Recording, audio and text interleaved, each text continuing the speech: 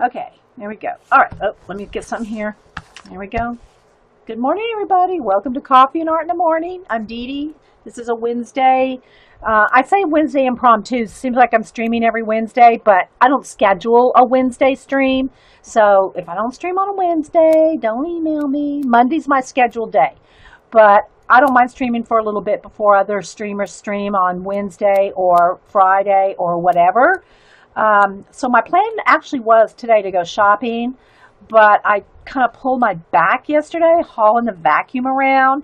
So I'm not going to go shopping. I mean, it's not, don't get me wrong, I'm not like incapacitated or anything, but I'm not up for going clothing shopping, which I don't like to do anyway. But so I'm not really up for that today. So we're going to stream a little bit. And I have kind of a little bit of a plan after talking to everybody that's here. Hey, Jean, anybody else popping in? Lynn, I think I said hi to pretty much everybody before I hit record. So if you pop in afterwards, just thanks for being here. I got these are my little camera focus items. So before I hit record, somebody was asking me if I ever made a junk journal. Well, I do make them. And if I pulled one to show that I can really make one out of junk, literally, like trash, stuff you're going to throw away, packaging and stuff. So this one I made probably, I'm guessing, it had to be probably about 4 years ago when Tara, she's usually not here during the streams, but I know she watches YouTubes. I follow her on Facebook and she's around. So Tara, Sugared Elephant, Tara, had a challenge a few years ago to make a junk journal, literally out of junk. So I've shown it before, but I don't think I've shown it recently, so I'm going to show it again. And it is a junk journal made out of jeans. It's some of my old overalls. Literally, these are my old overalls. And so it's made out of old overalls. This one's kind of twisted. I need to fix that one. And they are actually functioning. It's a functional overall closure. And what's nice about it, if you do make one, now you don't have to make it out of junk. You could make one like this if you have any old overalls or this could be a belt, but you can, if you make a journal out of it, you can put your pencils and things in, so it's functional too. It's like, anyway. So I'm going to show it to you. So the base of it, I used one of these it's an old file thing, like file folder, one of these file folder things that you use, accordion files. That was the base I used, and I wrapped it. It's been a while since you've seen this one, Julie. Yeah. And I wrapped it and put it together all with glue, because I don't sew. Put it all together with glue, and I'll show you how it works. So you just unstraps like that, okay? And it opens up like this. And again, the accordion base makes two signatures, if you will. Make some space here. I don't want to knock over my coffee. Okay. And so, again, there's the pockets right here and right here, so you can put things in that. And you can configure this anyway, right? You can configure it however you want. But I use the waistband, here's the waistband, and then right here I just pinned a piece of the jean through the holes where the buttons would close on the side of the overalls, and just kind of tightened it up. That way it could be, tight around the book. And again, this is just one of the old accordion file, but it could be cardboard. It doesn't have to be an accordion file. It could be cardboard. But what I did is I used the files. Let's see if I can get it sideways. I used the file folder as the glue, the point of glue. I don't know if you can see it, but the accordion file is where I glued the trash in. And so I used old greeting cards, old packaging, and I have two old cards that were Hubster's birthday cards from the daughters, and he's not going to keep them. And if I didn't do something like this with them, then they would get trashed. So now remember, these are 4 years ago, and these should still work. We'll see what happens. So this is a happy birthday, Dad.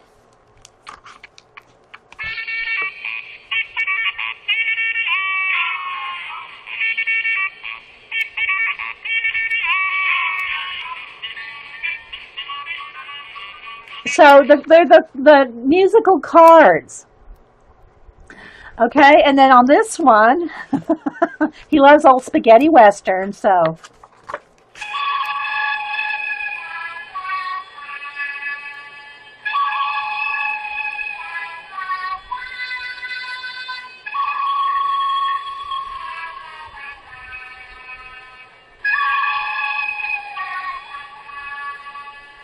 So those are the first, glue in, right? Now you can see, look, this is not cut neat. It's not cut neat. It's just all cut and glue. It's a no-sew project. But I'll just show you some of the things I put in it. Like the old cards, packaging. Look, these are old, packaging. This is old basic gray ribbon, tags off of clothes. So it's just all packaging. Here's a Scotch tape packaging, a popcorn, a Peeps, another basic gray, some jeans, the crackers. And then here's a little card. This is from the grandkids to me, so it's a card in there, and all kinds of little packaging. Again, all glued and taped. Old HP paper, another birthday card. So you can see that you can just put whatever in it. Now, you could cover these up. You could paint over these. You could paint over any of it and actually write in it if you wanted to actually make it a working journal. I just had fun making it. I just had fun making it. So again, all kinds of bits of packaging, so you can see. And I just glued them in different configurations, like side by side, and so that they offset, each other. Here's one that has a packaging with a window in it. I like that. A 6x6 paper pad cover. The top off of an envelope box. All kinds. There's some Kleenex. The top of a Kleenex. So you can see, you can use anything to make a junk journal. There's another Peeps. And so yeah, moon pie. There's a moon pie. That's what I need to do. I need to stamp out my stamps. I want to catalog my stamps, which I don't have a lot. I do have a lot, but I've got rid of a lot of stamps. But the ones that I want to use for pattern making, like making patterns, I have some plans for using the stamps I have to make patterned paper. And then we've all done that at some point, but I want to do it more. So I do need to stamp out my stamps. And the reason it made me think of that was because Lisa carved me, her first hand-carved stamp was a moon pie. So yeah, so you can see all that. Some macaroni and cheese, another back of a card. So again, it makes two flaps like this, closes up like this, and then the overalls just flap over the top, and that closes it. And again, it's probably never going to get used as a journal, guys. But I had fun making it in Tara's trash challenge. And you found a moon pie in your magazines. Just it. We got us some moon pies and RC Cola down here, Carrie. No need to send me any, hon. Anyway, so I wanted to re-show that. Okay, so the other thing we're going to do, now right now Carrie can put the link again. Let me take a sip of coffee, guys. Sherry's doing a secret sister swap, so I'm not going to do the swap right now. So maybe like midsummer or something we'll do this. So if you want to kind of plan on doing it, we'll do a swap later. But I'm not announcing any details about it or anything right now because Sherry's doing hers. But the plan is I want us to do a color book page. Okay, do a color book page, and if you don't want to cut up your color book, then print it out on cards. Even if you put it on heavy cardstock, then you don't have to do the second step here that I'm going to talk about. But if you just want to color it in the book and tear it out, or make a copy on thin paper and color it and cut it out, and then cut it into ATC size. Now that may mean, depending on the kind of color book you use, that may mean losing part of the page. In other words, like, let me get this.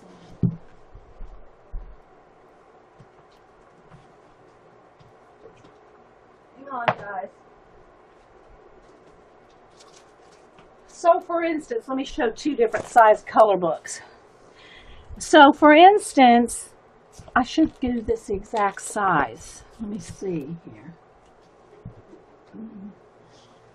So if we have, well, let me tell you first and we'll talk about the size. So what we'll do is you'll color a color book page and you'll cut it down to 9 ATCs.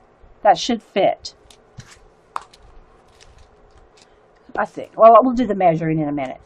And but if your color book page is bigger, like let's say you use a big square one, and you want to cut down to 9 ATCs, you might be losing some of your color book page depending on what part you use on the color book page, or if you're using something more your standard 8.5 by 11 size, then you should be able to not lose too much. My point is what we'll do is you'll color a color book page and then cut it down into 9 ATCs and glue your color book page onto cardstock, or print out your color book page on cardstock, which would probably be the easiest thing. And then cut them down into 9 ATCs, and we'll do the self-addressed stamped envelope and all that stuff. And send it to me, and I'll do a swap. And then they'll all be mixed up, so it'll be like a puzzle that the person that gets your cards, and you'll get the whole set when you do the swap. I'm not going to like send one to one person and one to another. You'll get the whole 9, right? So anyway, so what do y'all think about that? Y'all think that would be fun to do? Yeah. Hey, Dasha. So what we'll have to do, though, is when we do announce it, we'll have to do, I'll have to put a limit on it. So y'all just be prepared, because I can't swap out thousands, right? So that we'll do that probably after Sherry's thing in July. Okay. So, but be thinking about it. You can plan it out. What page you might want to color and cut up. So we'll do this probably. Sherry's thing is her secret sister swap is, which I know a lot of people that's a bigger project. This is going to be an easier project. So it's not going to be a lot of work. Just color a page and cut them up, basically, right? But we'll probably have this sometime the end of July or something like that. We'll make the announcement. So I'll keep this handy. All right? Yes, that's what it is, Janet. It's going to be a color book page swap. But you're going to cut it up. You're going to cut the page up. And either print your color book page on cardstock, or mount it on cardstock. And so there'll be 9 of them. So everybody will get 9 ATCs. I think 9 will fit in an envelope. We've done it before. let me show you some of the, you know what I'll do real quick? I think I'll take a minute and show you some of the other things that we've swapped, like zines, and I'll show you some other ways to use your ATCs in a little file folder. So let's do that for a minute. So yeah, so that's what that will be. It will be a color book page swap, but you're going to cut them up into ATCs. I'll do one here in a minute, okay? Well, I don't know how much I'm going to get colored. Maybe I'll take a color book page I've already done to show you an example. I'll cut one up I've already done because we won't have time to color a full-on page, cut it up, and do all that in like 2 hours. But I do want to show you a couple other things here. All right. So, speaking of ATC size things, all right, so let me show you a couple ideas that you can do with ATC size things or zines. We've done a couple of zine swaps here. Now, I'm not saying that they're all still in order, so we'll see. But I've got them all, but they may be in, do I have them bundled separately? We'll see. We'll see what's going on there. Hey, Poppy, Terry, anybody else popping in? Val, anybody else? Hi, Eileen. If I'd missed saying hi to Annabelle. Thanks, everybody, for being here. Crafty Annie. I think I said hi to Dasha and Debbie, Denise, Elk Lady, Flint Rock. A lot of people have come in since I said hi before I hit record. I try to say hi to everybody that's here before I hit record. So, thanks, everybody. Hey, Gina Sweet. All right, Poppy. So I want to show you this first. You have no excuse not to sketch when you're out. Never mind that we all have, like, you know, it's not hard to come by, you know, just something small to take around to sketch in. But this was my plan. This was a few years ago. Are they in there? Yeah. This was my plan to take to the beach a few years ago. Probably 3 or 4 years ago now. I don't remember. Maybe I have the date on. I don't think I dated them. But you can take, this is one file folder and probably, I don't know, 20 or more cardstock ATCs. All right? This is your little mini sketchbook. One of these days I'm going to have to do a swap where you have to fill one of these. That would be fun. Right? All right, so what this is one file folder, just the manila file folder, and I'll show you the whole fold out in a minute. Hey, Tara. So, but what it does is it folds out and it makes pockets, right? So you have all these pockets, and it's probably, I'd say 60 weight cardstock. So let's just see how many are in here. 1, 2, 3, 4, 5, 6, 7, 8, 9. I think I got 10 in each one. 10. 1, 2, 3, 4, 5, 6, 7, 8, 9, 10 in this one. So I think this is actually holding close to, well, I think I have 10 here. So this has 30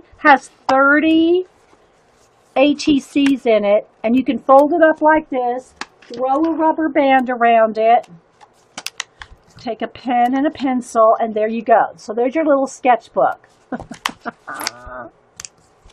Oh, really, Carrie? Okay. All right, so I'll show you the whole thing in a minute. But what I did is I took it to the beach, and I just did little sketches with pencil and pen. I took one pen and one and a pencil, okay, like that. So all these are just done with pen and pencil, and they're just done on the beach. A little sand crab, shell. They're just quick little sketches. There's the pier. This was in Savannah. It's a pier in Savannah. My flip-flops. Another shell. I think it goes this way. An open shell. Little bird. A little crab. Some birds just around. So again, they're ATC size, which is 2.5 by 3.5. Put them all in the little thing, and it all folds up. Okay, so let me unfold it all for you and show. And there's pockets front and back, so you can put a lot more than this. I actually loaded this up with more at one point to show you how many you could put in here, but that's 30 right there. Okay, so all it is a file folder. It's just a Staples file folder, right? Okay, file folder. I know it's going to kind of flash out. You open it up, fold it this way, like kind of an M fold. Okay, fold it in half. This, just completely fold it in half, right, like this. All right, fold it in half. Then you fold down both sides, this one halfway, because you want pockets, right? So you fold this half, turn it over, fold this down half, and then just fold, fold, fold. Just make sure that your folds are big enough for your ATCs to fit in, right? Look, make sure your folds are big enough for your ATCs to fit in. That's all. So this makes 1, 2, 3, 4 full pockets front and back with just a little bit of flappage on the sides. Okay. And then 4 on the other side with, you know, the ends. One side's a little smaller. But if you just use the center, the main center fold of the file folder, then you can make your little pockets. Does that make sense? Everybody got that? I don't know. But I wanted to show you that you can make your own little tiny sketchbook like that. And that's 30 cardstocks in there. You could put more, obviously. It'll hold a lot more.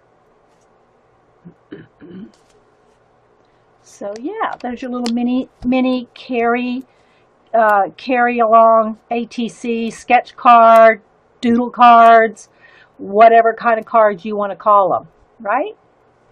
All right. And I made some different ones. I made them out of different file folders. This is all the same thing, just to show you how to fold them.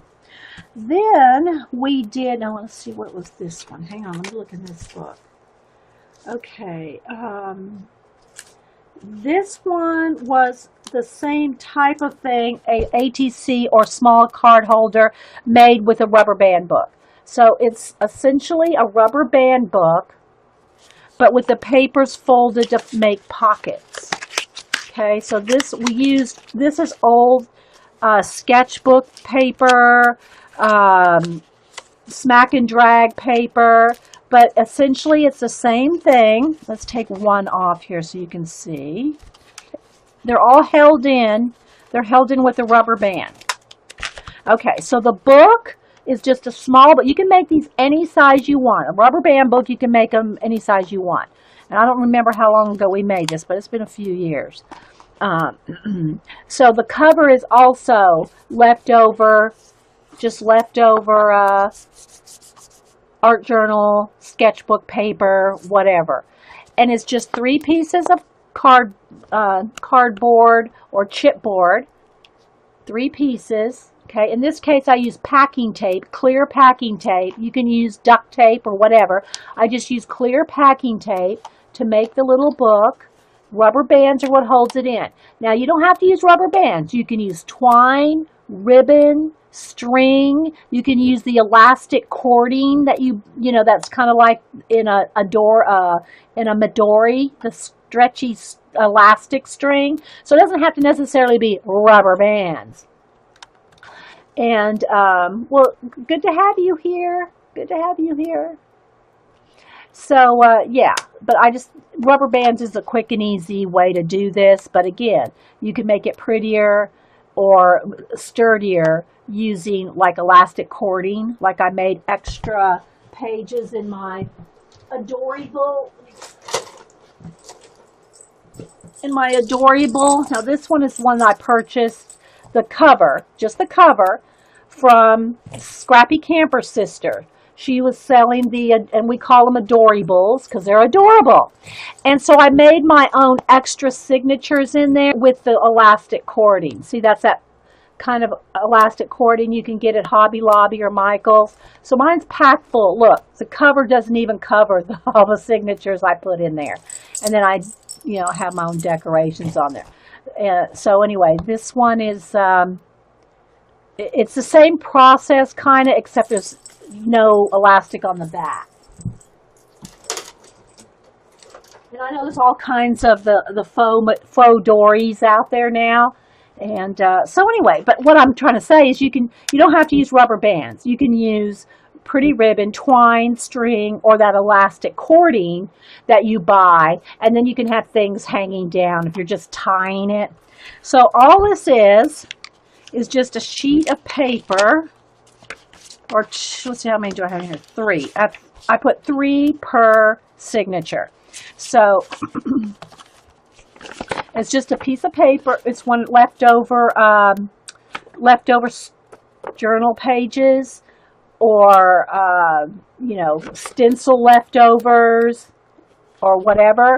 And I went ahead and put washi tape. And I didn't do it on all of them. Yeah, you can close the edges with washi tape, the little flaps, so you can put things in it. So it's just one sheet of paper. Here, this one's not glued or not taped. Okay, so here's the piece of, paper, leftover collage, 8.5 by 11. I'm not good at this all measuring stuff, guys.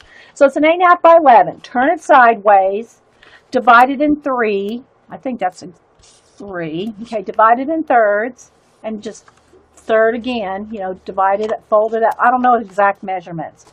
I guess I could tell you. All right, so each fold is 3.5. 3.5. I think it's all 3.5. Yeah. So each little pocket is 3.5. So again, you start with just a big sheet of paper like that, 8.5 by 11. Okay. Flap this up. Now this flap right here, however much you flap this up, is going to depend on how big your book is. So you want the pages to fit in your book. So, whatever size your book's going to be, you're going to flap this up. Like if you're going to have a book that's like this small, then you'd want to flap it up more. But if you want to flap, you got to leave space for something to fit in there, right? Am I explaining this enough? Okay. All right, so you fold that up, and then you got this 3 folds like that. All right, but then you can take 3 of those, like here's another one, okay, and put it on top, and another one, and put it on top. All right, but then what you can do is now you have, see how is this makes sense? Okay, good. So now you got your 3 pieces of paper together. You can put more or less or however you want to do it, and then you just take your rubber band. All right, take your rubber band, and this is going to attach on that first fold like this. All right, so that's going to go attached to the spine with the rubber band, and this folds in. Now the benefit of doing it this way is now you can pull these out. Okay, you can pull these out, and you can also fold them separately. 1, 2, 3. Okay, so you have, those are 3 separate pages, but it's all attached with one rubber band. Okay, did y'all get that? So you got 3 pages here, and these 3 pages have been unfolded from the pack, if you will, and you've made 3 more little pockets. Okay, so then you got the rubber band on the next little signature. And then you've got, these were all together when we first put them in like this. Okay, they're all like that. See, there's the one, they're all attached. But then when you fold them, take them and fold them out. Okay, and then you can do 1, 2, 3. Yeah. So you can make, I got 1, 2, 3, 4, 5 signatures with 3 pages each. So that's 15 pages. But look how it looks when you open it up page by page. So I'm just going to do a little flip. All right, so these 3 are just, that's where you can put the washi tape right there on the edge if you want. Like I did this one, to close the flap, to close the pocket up, okay? So then you got, now these are not going to come open. They will on the back side, but you've got a pocket right here and right here because of the folded page. So you got this, and then also you can do this. Look, then you've got a back side too. Okay, so here's the next one. Open, and then there's the pocket inside. See, open, and then you got inside and back side. So there's lots of folds and pockets when you do this. See? And then open. See, then they go like this, and you can open them out. Open it, and you can open it out.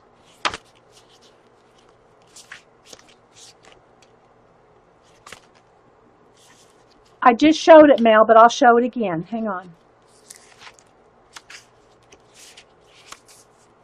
And this one opens out. The next one opens out. So you have 3 that have no openings and then 3 that have openings, right? 1, 2, they still have the pockets, 3, and then you have 3 that open out. 1, 2, 3. Okay, I got one more signature here.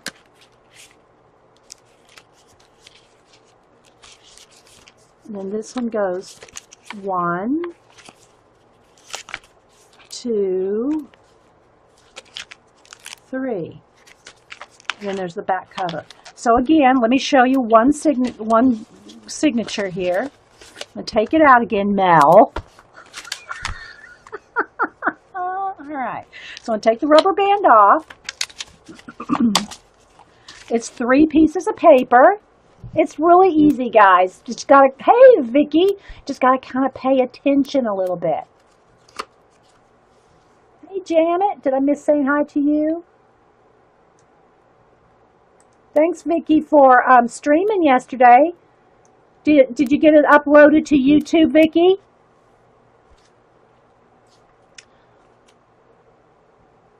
I know there's a lag. Okay, so again, let me take them all apart. I'm going to take it all apart for you.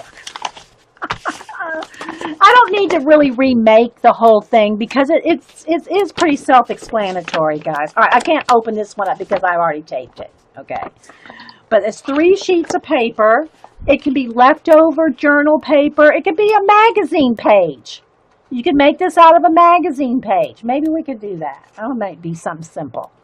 Okay. All right, so it's just 3 pieces of leftover journal pages or just page. You can decorate them if you want, right? All right, so here's the page.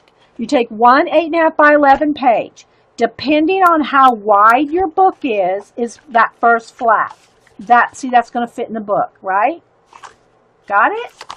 That's how this first flap is going to depend on how big this book is. If this book is smaller, you can make this flap a little bigger. All right, so just this is where this first flap is going to be determined by the height of your book. All right, so you fold it in half, then you turn it sideways. All right, and then I just divided it into 3 even, which turns out to be 3.5. Okay, but again, it doesn't matter as long as they're all the same. You know, just measure it out to make your paper the same. So that's where that's where you got the flap, right there. Okay, 8.5 by 11, flap to fit the book. Okay, sideways, fold it 3 times. And you do that with 3 sheets of paper. Flap, fold, stack. Flap, fold, stack. All right, so there's your little signature. Okay, then you take that signature, and the first flap here is where you're going to put the rubber band. Okay, so you go to your book, set it in the book, take your rubber band, and attach the rubber band to your spine. That's it. Now, these are all still stacked up, right? It's like one stack where you had them all stacked together. Now you separate that stack. 1, 2, 3. And now that's it right there. Okay? Yeah, well, we were just talking about that too, Vicky. I just showed a manila folder one before you got here. My little beach sketchbook. Yeah. So that's how you can make you a little book with your leftover journal pages, right? These are all leftovers out of a journal or, deconstructed journals. And then you got pockets. And again, if you don't want anything coming out of the edge, you can just put a little piece of washi tape there, or you could even glue it if you wanted. Washi tape is easy, but even with washi tape, I glue my washi tape down because I don't trust washi tape to stick for really taping something. It's pretty, but it doesn't usually really hold something. Okay, so that's the little book right there. Okay, and again, this one's got 5 signatures with 3 papers each. Okay, so there's 3 times 5, 15 sheets, but it's a lot more when you fold them. It's 1, 2, 3, 4, and remember these fold out, so you got fronts and backs. You have fronts and backs on 3 of each of the signatures. So yeah, okay, did that make sense? And you could do this with a magazine too. Let's see. I don't really do I have a book made that we could use for a sample? I don't know if I have one made, because we've made tons of these. Let's see what else I have up here. Maybe we'll just show some different ways to make journals. Okay.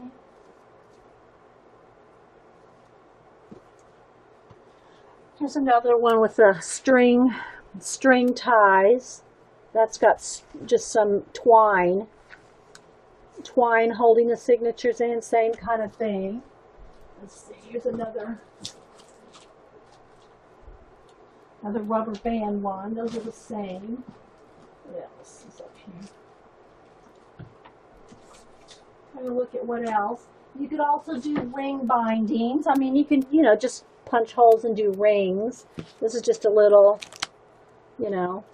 journal with cut papers and rings. Let's see. There's a little Bristol book. Maybe we could use this as a base. All right, let's see here. I wasn't going to plan on making a journal, but I still want to show our zine swaps. These are the zine swaps we've been in. Yeah, so I have these here if we run out of stuff to do. Okay, I don't want to lose Janet's little. Let me put hers back in the milk carton. This is our Janet did this one. Let me put it back in the little milk carton for now. This is her zine. When we did the fairy tale zine swap, I think that was the fairy tale. Yeah, she did a little milk carton with the missing. Okay, so let me put that right there. All right, so this is just a little pad of Bristol paper, and we're gonna take the paper out. Let's see what we can do with the magazine. Let's see. Can make a small one maybe. What I'm wanting here is the cardstock. I mean the chipboard that's already. I'm wanting the chipboard. Okay. So these are just some small Bristols. I know! I like the chunky ones too. Alright, so let's see here. I wonder if I could just make this a half size. We could probably do that. It's going to depend on the sheet of paper. Alright, so let me go ahead and see. Let me get a magazine.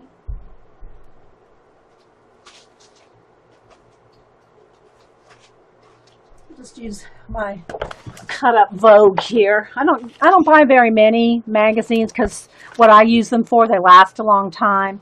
But let's see how many sheets. So this is not planned. This is all impromptu, guys. Let's see the size here. Oh, this will almost work. Not quite. I need another piece.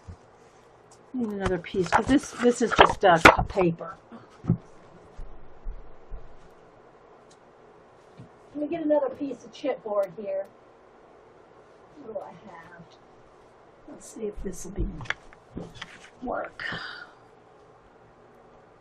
Bye, Carol. I know it's bedtime for you. Thanks for being here. All right, so let's go ahead and take this off because that's just paper. I'm going to do a quick little magazine one. I just want the chipboard. I'll get out my big cutter here in a minute. All right, so I want to kind of make it the same size because I think these magazine pages are basically the same size, 8.5 by 11. No, they're even smaller. All right, let me just test one. I got to tear a magazine page out because we got to make a size book here. All right, so we're gonna fold this up for a flap about 1/3 of the way, depending on how big we want the book. I want it to be a little bit smaller. That would work. All right, so I'm gonna make it this. I'm gonna use this one here. All right. Then we want this divided into thirds. Now, usually you can measure. What I usually do is I just kind of look. I eyeball it. I eyeball thirds until they all kind of match up. The 8.5 by 11 pages is 3.5, but this is a magazine and it's a little bit different size. So I'm just going to kind of eyeball it here. That's close enough for, what do they say, close enough for government work? Okay. All right. If you work for the government, don't email me. All right. All right. So there's our little, page, right?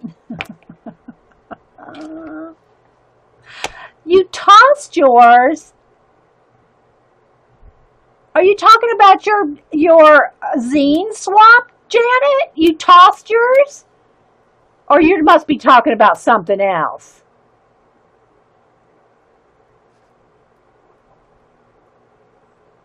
Okay, so there's a magazine page, right? One.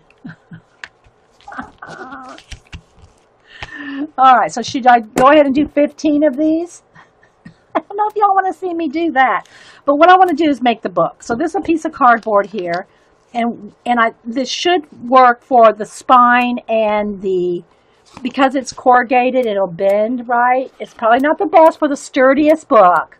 All right. Oh, collage material. Okay, thanks, Gary. Yeah, I threw away a lot of mine too. Okay, so I'm gonna, because it's already got the corrugate bend, so I'm just gonna bend. There's the back cover. Now, depending on how thick I want to make it, I mean, we can make it this thick. Magazine pages are thinner, so you could get more in it. So let's make it a little thinner. Let's go with that as the spine, right? So there's the spine, and then let's do. I am going to have to kind of measure this because I want to bend it at the right spot. Okay. So it's 3.5. Okay, so 3.5, and let's put a little tick mark at where I want to bend it again. Okay, so there we go. Now I'm going to cut that off. Now you could make a flap over, like let's say you could do this.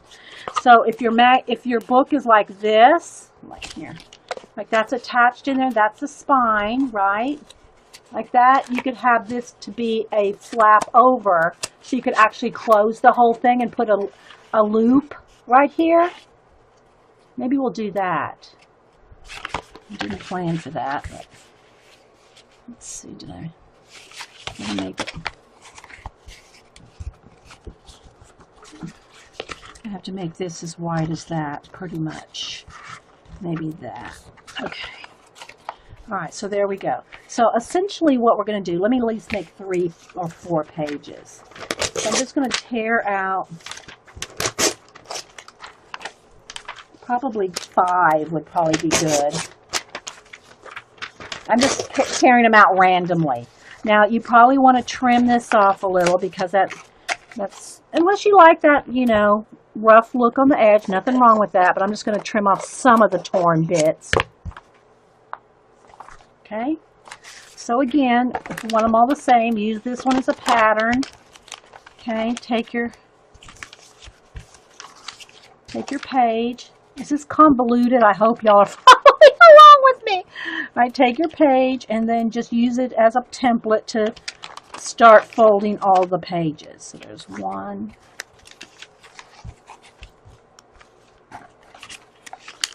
I'm just using the first fold as a template to fold all 5.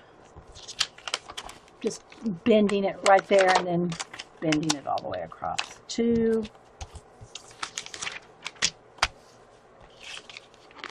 Hey, Helen. Well, thanks for stopping by for a minute. I'm glad you could stop by for a minute. Good to have you. 3. And then this will be the 4th, and then I've got this one is 5. So, again, it's prettier with your own art journal pages, but I'm just showing you how to do it. Okay? We're making one of these little books, but with the magazine pages instead of your old art journal leftovers. We're using corrugate. Where's Paula? And magazine pages, just to show you the process. Okay, I'm not going to like full on decorate it or anything. All right, again, I'm going to just use the page itself. You probably do more than one at a time. To fold. 3 folds, right? 3 folds. Let's take the next one. Lay it on top. Fold. Once you get the first fold, because they're all the same size, you just fold them all, or close enough. All right, so we're folding the magazine pages.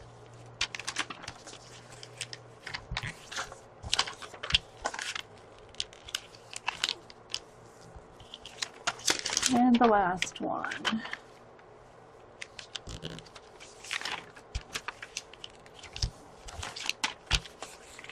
All right. Again, they're not perfectly folded, but I think you'll get the idea. Then you just take your pages and stack them. 1, 2, 3, 4, 5. Okay, got to stack 5 pages. Vicky, I gotta decorate it. Okay, then you take your piece of cardboard here, lay it on there so that the spine, there's your spine, right? There's your spine. Take your rubber band. Do I have them sitting here? Yeah. Take your rubber band, and you can put, and the magazine pages are thinner. You could probably do 10 at a time. I'd probably do 10 pages at a time, not just 5. Okay, and just put your rubber band around that first flap, holding it on the spine right there. Okay, now here's your 5 pages. Now you can separate them. Okay, 1, 2, and I didn't really crease them very well. 3, 4, again, I'm going to crease them a little better, and 5. Okay, so there's your signature right there. This one needs to be folded a little better. Okay, and they're attached with 1 rubber band. So you just repeat this. So now you got these little magazine journal with the pockets, and you could, like I said, you could washi tape those pockets shut. So the first 3 are just single sheets with pockets. Then the next 3, though, are double. So they'll fold out like this. Okay, 1, 2, or the first 5, I should say, because we put 5 instead of 3. We put 5 in the sheet, 5 sheets, like that. Okay, so again, this one's not folded very well. This back one, let me refold. There we go. And then just attached at the spine. So if you put a whole bunch of these signatures in, like we did here, if you can stitch through your cardboard, you could stitch it. But what I'm saying with this is don't have to use rubber bands. You can use the elastic, the pretty elastic that you buy. You can use twine, string, ribbon, and then if you use any kind of tied on, see, this is what I tied onto my Adorable. I tied extra, all that's extra elastic for my signatures. So you can have the string hang down, or twine, or ribbon, and you can add things to it. But just using a plain rubber band, you're just attaching it straight on. Okay, you're just attaching it straight on. So you can use magazine pages if you don't have like this one that we did. I don't know how many years ago we did this. It's been a while. But these are leftover old art journal pages. And again, I've only got 3 pages to a signature.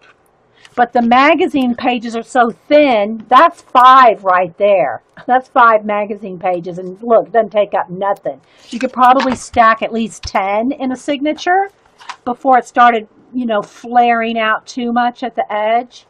And then you could put as many in there as you want. So there's the spine, and then there's the back, and I left this so that if you want, look, you can make a flap over like that and completely enclose it and put a little tie on there, or it could even go this way. Either way, I mean, you just move the rubber band over to this side so that it would close up, and you have one of those little loopy things, one of those loopy, I don't know if I have any. Let's see. Oh, I can't get to it right now. I can't get to my metal box. But y'all know what I'm talking about. They're just little loopy things.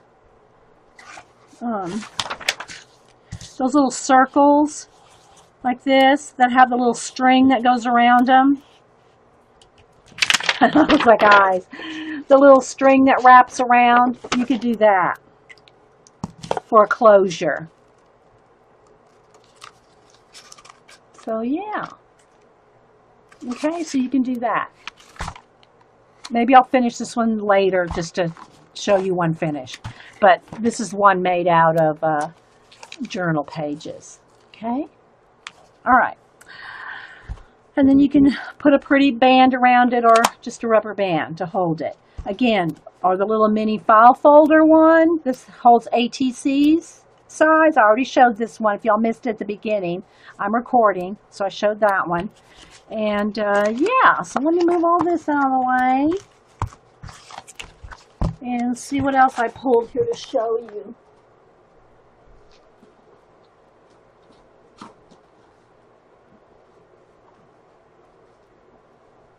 Let's move that out. Oops. All right. Let me look up here. I might have some other other kinds. Oh yeah, here's one. All right, so Carrie and I used to do tons of file fold. Let me see if I got one of Carrie's here. I think this one's Carrie's. We used to do we have, I think between Carrie and I, we probably made 100 or more of the file folder pocket in postcard holders.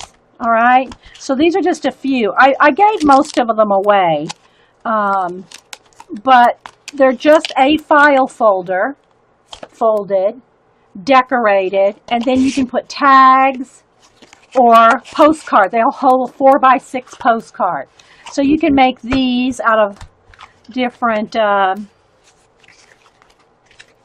can add a ribbon to them. I think I gave all the postcards away out of this set. So we did tons of these. Carrie and I, between the two of us, probably have done, I don't want to say hundreds, but probably a lot, right, Carrie? So again, it's just file folders, decorated front and back, and then we would decorate the 4x6 postcards, or well, we'd make them out of cardstock, and then you could do ties around them or whatever. This is just some sari, like the sari silk, S-A-R-I silk, sari silk. Yeah, you showed some of yours the other day. Yeah. So we got lots of those. So you can use, to make file folders with. Use file folders. Here's a couple more. Yeah. This one's got, Carrie, did you make this one? Carrie might have made this one. Maybe not. I don't know. We did so many swaps. So sometimes it's hard for me to tell which ones are mine and which ones are Carrie. So there's that one. Now, I know I made this one because I love this paper. Okay, so there's this one. And then you can put more things in it. You can put, your paper clips and your cards and, So yeah. What to do with a file folder and rubber bands? File folder and rubber band books. Gave the ones you sent a few minutes before packing them. Oh yeah, well that's all right, Carrie. They're not going anywhere. They're going somewhere, but they're not like, you still have them is what I'm saying. Let's see what else. Oh, here's one so you can actually see the process. Okay. All right. And they can be whatever file folders. It can be the brown or the cream color, right? Here's another one. All made out of file folders and postcard size, 4 by 6. And then you can go from here, right? You can put quotes on them. If you do swaps or whatever. And then the back. And they fold up nice and pretty. All right, let me see. My chat kind of walked up there. Okay. I'm going to make a note over here because I got to finish this. I want to make a note to finish that. Hang on, guys. Got my Post-it notes.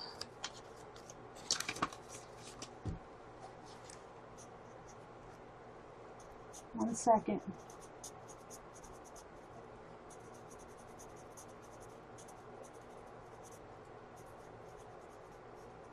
All right. Uh-oh, where'd y'all go? There we go. Okay, yeah, I want to finish this one. All right, so this is what they look like. Now, this flap can be bigger or smaller.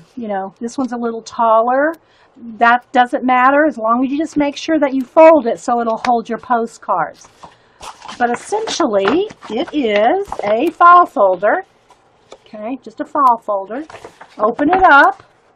You've already got a center crease already for you. Okay, so all you have to do is divide the front in half and the back in half, like that. All right, because the center crease is already made for you. Then you just fold this up and make a little flap. The reason you want to do this is just so that if you want to decorate, it just makes it prettier if you have a little extra flap there to decorate on. Okay, and then that's all there is to it, guys. You can washi tape up the edges.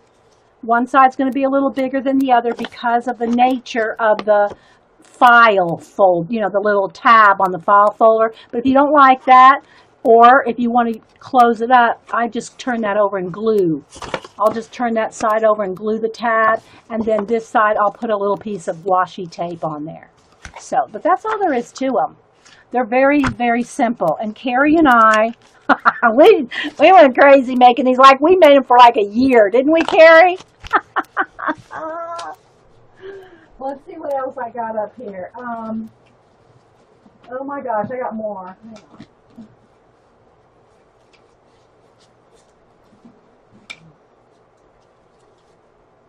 I think that's this one. I think this one's one Carrie made. Let's see. All right, so then here's another set here. Okay, and see, you can stencil the flap, decorate the flap, and then all just different kinds of it's just like you don't really have to make it anything but colors.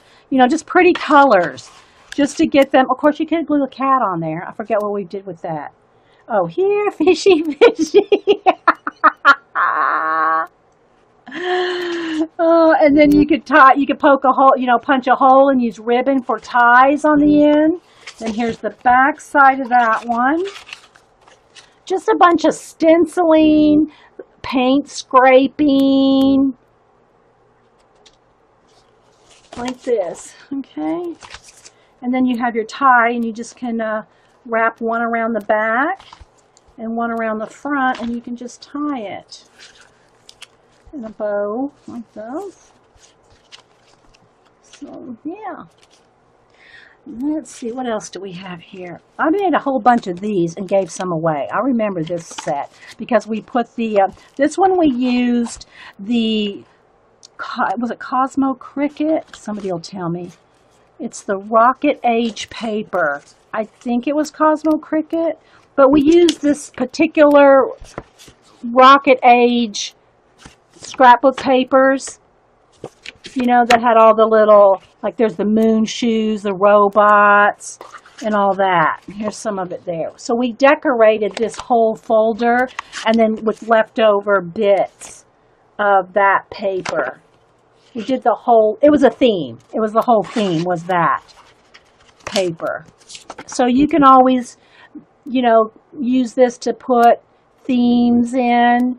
You know, I'm not going to get into the Alphabetica right now, but we did the whole Alphabetica file folder project with the full size, you know, using the full size file folders. But you could do it simpler like this. Remember the other project we did was like that, themed.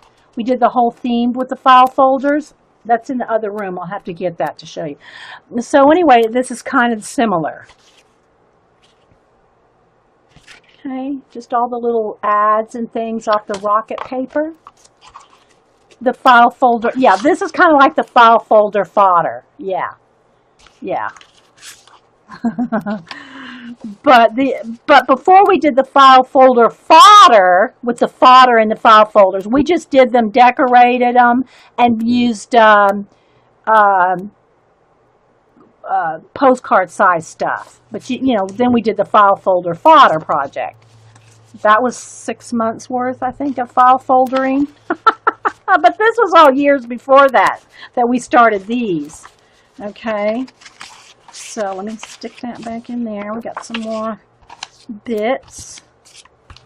Okay, and again, just decorated it front. Well, good grief. See, this is why you gotta tape that one side. All right, so there we go. And then on the back side, it's the same thing. Just kind of did a cloudy thing on the back, and then some ribbon to tie it with. So there's that one. What other one do we have here? Oh, here's just another sample one. A starter. This one. This, and it also showed that you can put in tags and envelopes, all different kinds of things. So again, this one was done with that map tissue paper. There's the back with all the map bits.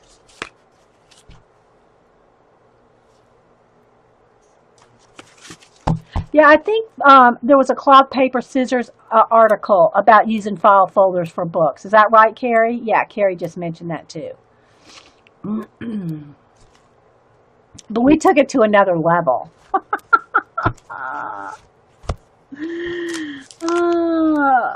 So yeah. Carrie, didn't you do this one? Or did I do this one based on one of yours? I don't remember. I forgot because this one we have, oh, this one was not, this was a Seven Gypsies book that we decorated because it has the little flaps, you know, the little plastic, and it's like a CD case, or I don't know if it was Seven Gypsies or not, or if it was just a CD case. Anyway, you can see it was a CD case.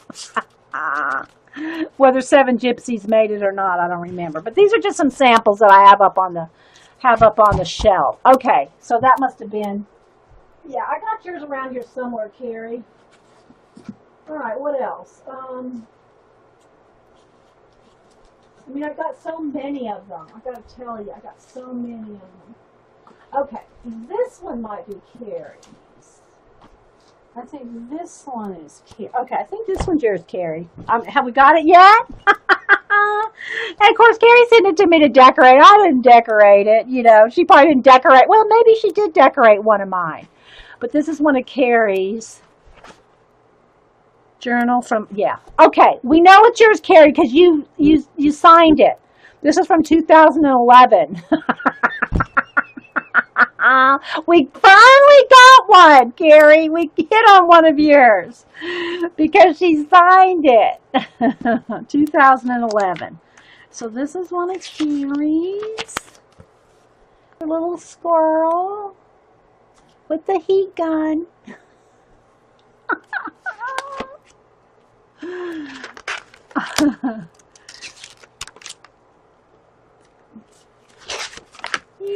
Listen. So yeah, this one's Gary's. It is good, isn't it, guys? Isn't it cool? Yeah, this was made by Carrie. I don't remember if we did a swap or you just sent this one to me, Carrie. But this one's from 2011. So yeah.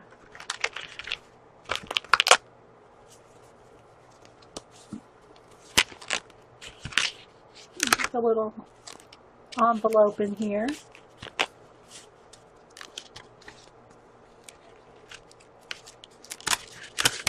I don't know. I think I might have helped paint one or two pages. Maybe I did paint one page.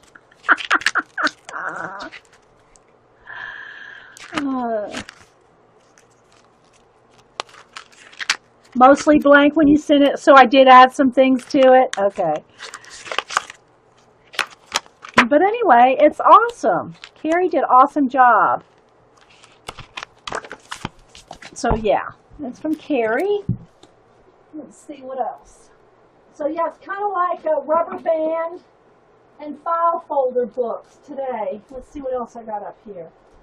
What's this one? Oh, that one's deconstructed. I won't show you any of the deconstructed ones. I got a lot of them I've taken apart. Okay, so let me make some space here. Because we were talking about the zine swap. So let me just put this together here for now. Because we're going to have, I'll have to finish this little magazine one.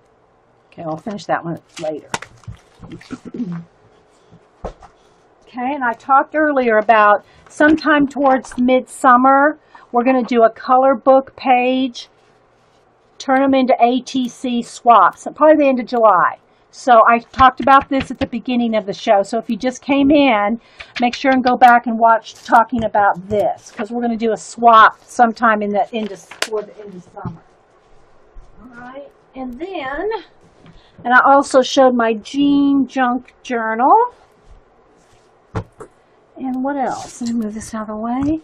All right, so now I'm going to show a few. Now, I don't know that I'll show all of these. These are two separate, and there's other things in there too, because I see lots of my file folder sets. Okay, so again, I'm probably going to mistell you which swap, which one was in. I'll try to remember. One, I think we did a quote. These were quotes, I think. And then this one was the fairy tales. And then these are my extra copies. So I'm thinking these were the fairy tale, and I don't have them all in the file folder. Okay, so what I did to store my two different zine swaps, and these are kind of coming apart. See, that's what happens with washi tape. If you don't glue washi tape down right there, you gotta glue the washi tape down. It doesn't stay. It's not good for tape, right? It's good for decorative. But if you really want to use it for tape, you want to glue your washi tape down. All right, so what I did is I glued two file folders together, just like the one I just showed you for my, like this one that I used to take to the beach. This file folder that I used to take to the beach. You can just take this, and at the end flap, at the end of one of the edges, glue another file folder that's folded like this, glue another one to it, and then you'll have, like, look, plenty of room. And I have the names, I have people's names stuck on them. That's why you see all the pink Post-it notes, because I went through these before. So here is like a big long accordion folded, but look how many zines I got in two file folders. Just like there's 30 pieces of cardstock in this one. Okay, so you can just glue another file folder to it, and you can have it longer. This is random, but you're wondering what my opinion is about other craft paint. Um, I just personally like Americana the best. But, it depends on what you're going to do with it. That's just my opinion. I like Americana because it's got good coverage. They're not watery like. They're not, lime green, red, yellow. They're translucent by nature. But the Americana paints are just, to me, a little thicker. And I love the color selection they have. So that's why I buy them. I have a couple other brands laying around. But, I like the colors of Americana paint. Okay, little book. Thanks for being here, little book. Okay. So, again, I have a few loose ones in there, but you can see you can get a lot of things in a file folder. That's 2 file folders. Okay. Same for this one. Now I have extras here. I don't remember if I took them out to show. I don't remember. But again, 2 file folders glued together. Look. And all the pockets, front and back pockets. Look how much you can get in there.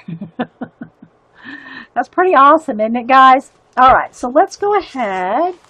And let me put something here for hold my camera. All right, so these I'd pulled out before to show, so I'm going to show some of these again. All right, so these are zines, and you can make zines. Where's my book? And I think we bought this book out, but let me see if I can put my hand right on it. Let me see if I can put my hand right up. Yeah. All right, so this is old school here.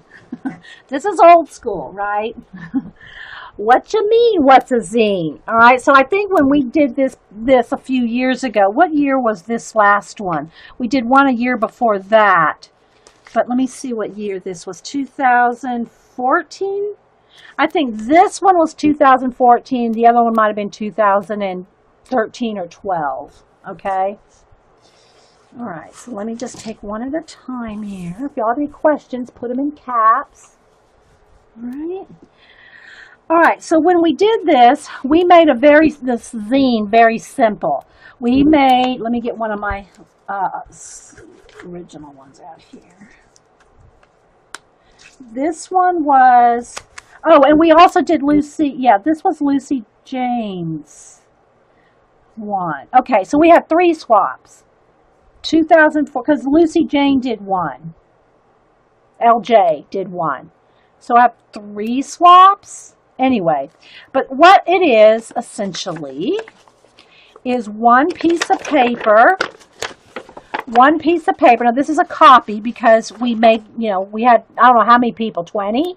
25? I think we limited it to 25, right? And this particular one was from 2014. This was our favorite quote, I think. Again, guys, just bear with me as far as which swap some of these were in, because I don't remember which ones. But I wanted to show you, all it is one piece of paper, okay?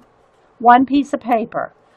And the different cuts and folds are in this magazine, but you didn't have to have this magazine to be in the swap, because all of us did it this one simple way. Okay, and so it was one fold, one cut like that, and you do it like that, and it makes it into a little book. I'm not going to get into how to make the zines right now. So this was mine for the quotes, and my favorite quote was outside of a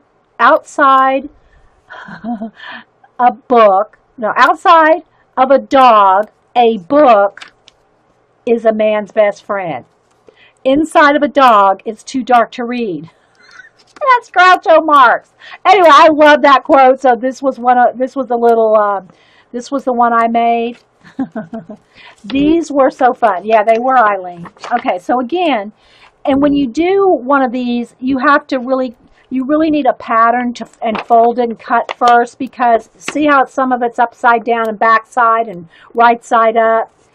So you really do have to make a template so that you know where to turn it into a little book. Okay. All right, so those are my extra ones I had left over. I made a few extras, so there's that. Okay, so now this one though was the fairy tale one. Okay, this one is the quote one. This was the fairy tale one, I think. Thanks, Gary. But before I show that, I want to just talk about real quick this little book. What You Mean, What's a Zine? And I want to see what year it came out in. And it all looks like handwritten and hand-drawn. I love this book. It came out in 2006, okay? And as far as I know in here, they don't really use computer anything. They use, well, yeah, okay, look. They have a scanner and it looks like an old Apple. I don't know. Anyway, but they were talking about pretty much using just your copy machine. Okay, using a copy machine. But it looks like it's all like hand drawn. All right, so they have all different kinds of folds. And when I bought it, I think it's normally $12.99. But when we talked about this book about a couple years ago when we were doing all this, everybody went and bought it. It was on clearance at Amazon for like, what was it, 99 cents? So however many Amazon had left at 99 cents, everybody snatched them up. I don't know if they've restocked these, but let me tell you the ISBN number if you're interested. And it's normally $12.99. Okay, the ISBN, okay, it looks like they have a hardback and a paperback version. This one is... Okay, they got two different numbers. Let me just tell you the two ISBN. Well, all right. It's 978-0618-563-159. And I think that's the paperback version. Okay. And it's by Mark Todd and Esther Pearl Watson. And I just love, I mean, even though I never made a zine, I love this book just because of the, you know, let's print GoCo. How many of y'all had a print GoCo machine? This was awesome. This whole thing. I wish I could get the camera to focus on this. I'd read this whole cartoon to you. But you can see it just shows you all the different tips, techniques, processes, folds. It's got a whole bunch of different folds. Tons of different folds in here. Okay, it's an awesome book. It really is. Oh, Vicky put a link. How much is it, Vicky? Do they have some? Yeah, zine, like a magazine. Yeah, magazine, like it's a zine. Yeah. How much is it, Vicky? Vicky found a link.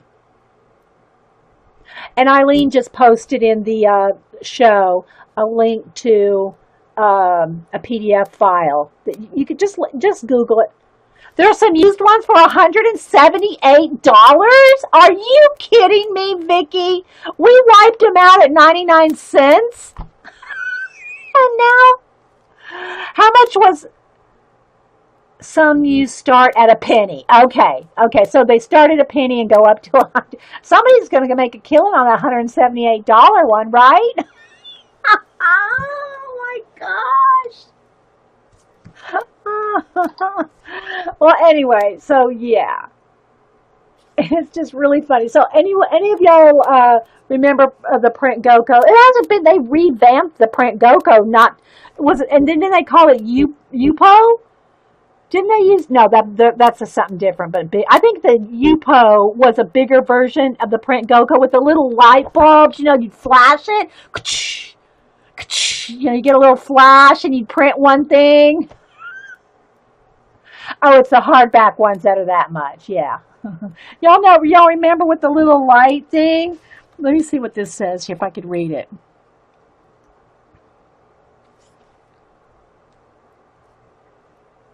Should I read this to you guys? You think that'd be okay?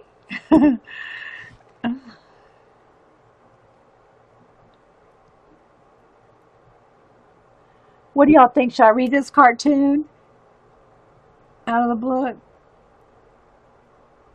If I can hold it up so you can see.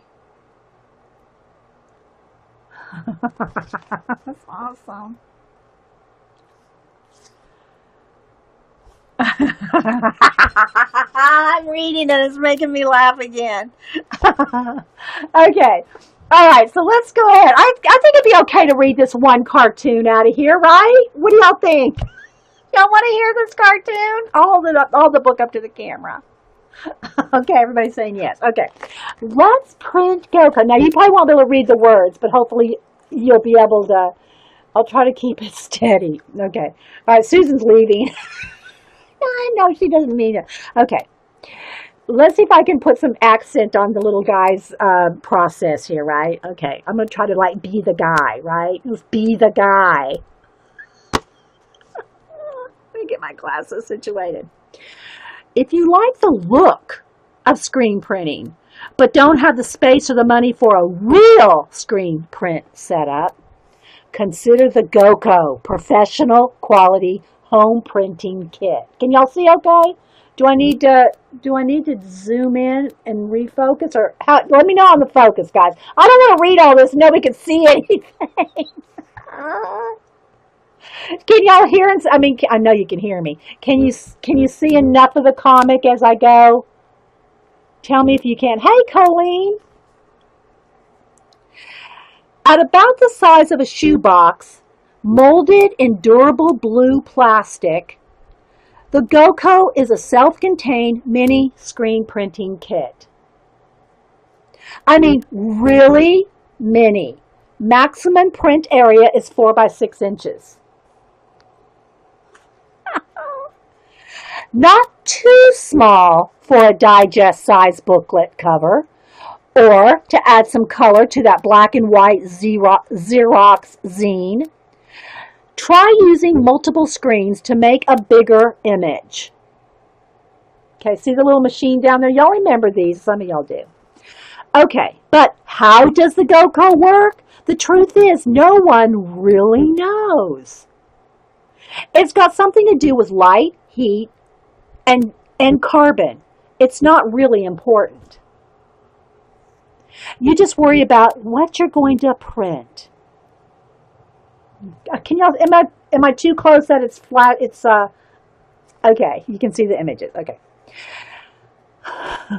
You'll need to make the carbon master using a photocopy machine. Look at all these people in line at the copy machine. I mean, if any of y'all, I mean, a lot of y'all, before we had our desktops and our printers, this was what we did. We went to the copy machine at, the copy center. Though some laser printers are compatible. What does that say there? The writing's even tiny for my eyes, guys. I use an HP LaserJet. He's sitting in his chair, printing from his chair, rather than going to the copy machine. The GoCo uses its own small, inexpensive, and disposable screens. And then down here it says, pack of 3 for $12. Pack of 3 for $12 for those little screens. Okay? Load one of the pre-coated screens into your press. Carefully place your laser print or Xerox master on the sticky print pad with a blank backing sheet. I wish you could see his eyes. Lodge 2 of the odd yellow bulbs with the little note, box of 10 bulbs, $12. Lodge one of the 2 odd yellow bulbs into the exposure hood and snap the hood into place atop the GoCo. The mimeograph machines. Oh my gosh, Susan. Now shield your eyes. Look away. Then press the GoCo firmly shut. 2 AA batteries. Engorge the bulbs. It says engorge the bulbs with enough power to blast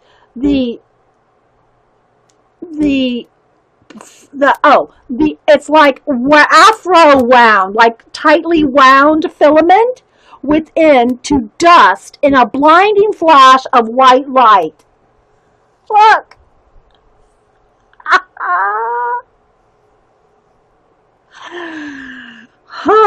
You smell that? Your screen is now exposed. Carefully dispose of the smoldering bulbs. Look. Remove the screen and using tubes of GoCo ink. What's it say? $3 per tube. Now this was in 2006. You know that ink is going to be more if there was, if they revamped the GoCo, it's going to be more than $3 a tube of ink, right? Remove the screen and using tubes of GoCo ink, apply color to the open areas of your image beneath the transparent film.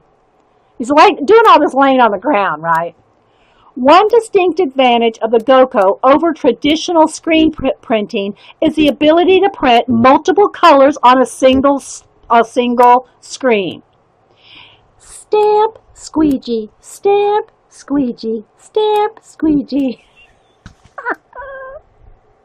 Thin, self-adhesive ink blocking foam strips prevent unwanted color from mixing. Build a barrier around your image to keep the ink from being wasted.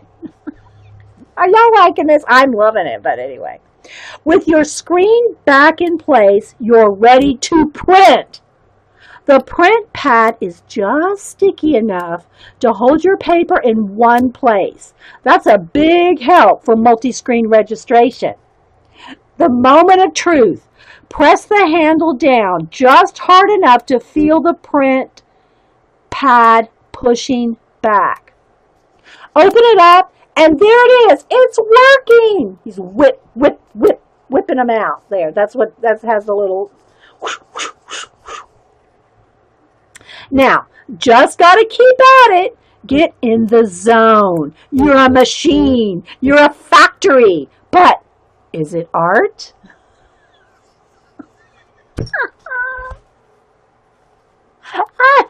That tickles me. Sorry, guys. Okay. So, yeah, there's all kinds of little cartoons like that in here. Gold encrusted tips for getting it out there. Okay, so this was before the internet. Well, again, I don't want to say it's before the internet, but, it was before everybody had the internet. Well, it does have to get a website, so it wasn't before the internet, but it was like, probably everybody wasn't doing it on the internet. He talks a lot about mailing, cutting, mailing, going to the post office a lot. So anyway, it's been a while since I read the book.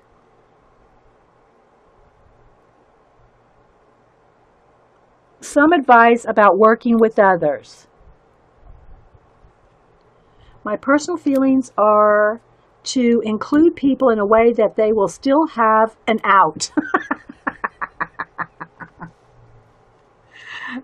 This guy, I guess this is the pirate robot guy. Copy machine quarter. Oh, look, the copy machine quarters in the treasure chest. Include friends and peers as proofreaders or for editing or fantastic contributions. But remember the mighty golden encrusted bonus tip. Ye masterful captain should always remain only one for the smoothest ride. So I guess he's talking about, different zine swaps. Here's another cartoon. Anyway, I just thought I'd share this a little bit for you because it's really hilarious. Copy your tricks. Copy your tricks. Isn't that cool? Copy talk. Copy talk. Never put inkjet paper or plastic into a copy machine. Tip. Bring extra paper if you need 100 copies. Then bring 125 sheets.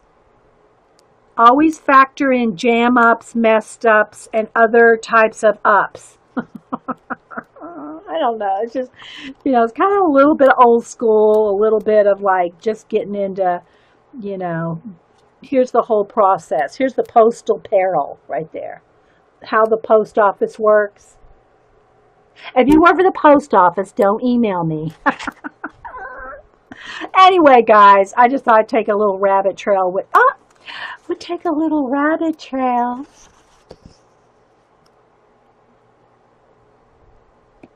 So yeah, what you mean? What's a zine? The art of making zines and mini comics. Okay, I'm glad y'all like that. All right, so now I want to show a few of the zines that we were in the swap. Again, I think this one was the. Now, is this two different ones? Janet, see, I got three things from Janet here, and I'm not sure which is which. So I'm just going to show them to you. Don't ask me which swap they were in, okay? Just saying. I think she did this was a special little thing she did. She made a little newspaper. Am I correct, Janet? This was a little mini newspaper. The good news. Look how cute. And Janet, this is, if I'm not mistaken, correct me if I'm wrong, Janet, didn't you handwrite all this? Isn't this your own handwriting? So yeah, it's like a little newspaper. Look. With little ads and everything. The roadkill ID chart. Don't email her. Oh, Janet's out for coffee? Okay. Okay. All right. So anyway, this one, let me read this one. This is the Fairy Tale Zine Swap, July 2014. She has her zine in a little milk carton. A little milk carton. Missing. 2% fat pasteurized. Open here. Isn't it adorbs? Drake ducklings. Okay, again, now I remember the last time I read this, I had to have the old handy magnifying glass. Because it's tiny. Okay, it's tiny. These trifocals over here need this for this. She sent you one. It's hilarious. Yes, I know. They're all just so awesome, right? Yeah, this was the little good news. Miracle dog and cat survived the storm. There was a hurricane. Raining cats and dogs article. Tailwind weenie wagon opens. See, I'm reading the headlines, right? Free puppies. Insurance problems. Accidents reported. Pet obituaries with the little pictures of the little cats. Citizens speak out. Counseling urged. Scavengers feared. Grand opening Tailwind Weenie Wagon. Pooch's Jewelry 2-day storm sale. And then we won't go into the roadkill. Then here's the little Monkey Island Inquirer. The little newspaper. So stinking cute. Your Monkey Island information has arrived. All right, let's go back to the, okay, this one was part of something else. I think this was the Monkey Island information. She went all out, I'm telling you. Yeah. Grand Lake, Monkey Island, the Grand Lake of the Cherokees. And she has a little map there. And then she has information about all the different animals on Monkey Island. This is all Janet's work, people. Yes, the hidden treasure, that would be Janet. J. Merle, who went for coffee, because we're going to embarrass her. Okay. This is my little stack of Janet. All right. You have the milk one? Okay. The Duck Daily Times. Okay. And it's in Denmark, published April 17th, 44? I guess that's when the Ugly Duckling story came out. Okay. So, by Hans Christian Andersen. Okay, so what she did is, it's her own take on the Ugly Duckling. So I'm going to read this one to you. And we'll show some of the others. I hope y'all enjoying this. I am. And I'm the boss of the show. Someone told me that earlier. Dee Dee, do what you want. You're the boss of your show. I know. I do like to show things that people will enjoy, though. Okay. I'll I know you're gonna. I'm sorry, guys. I'm gonna try to show it to you and not have this in your way, but I can't read it without it. Okay. While most of the local ducklings have already emerged from their shells, this mother duck patiently awaits the joyous crackling of her final and noticeably larger than normal egg.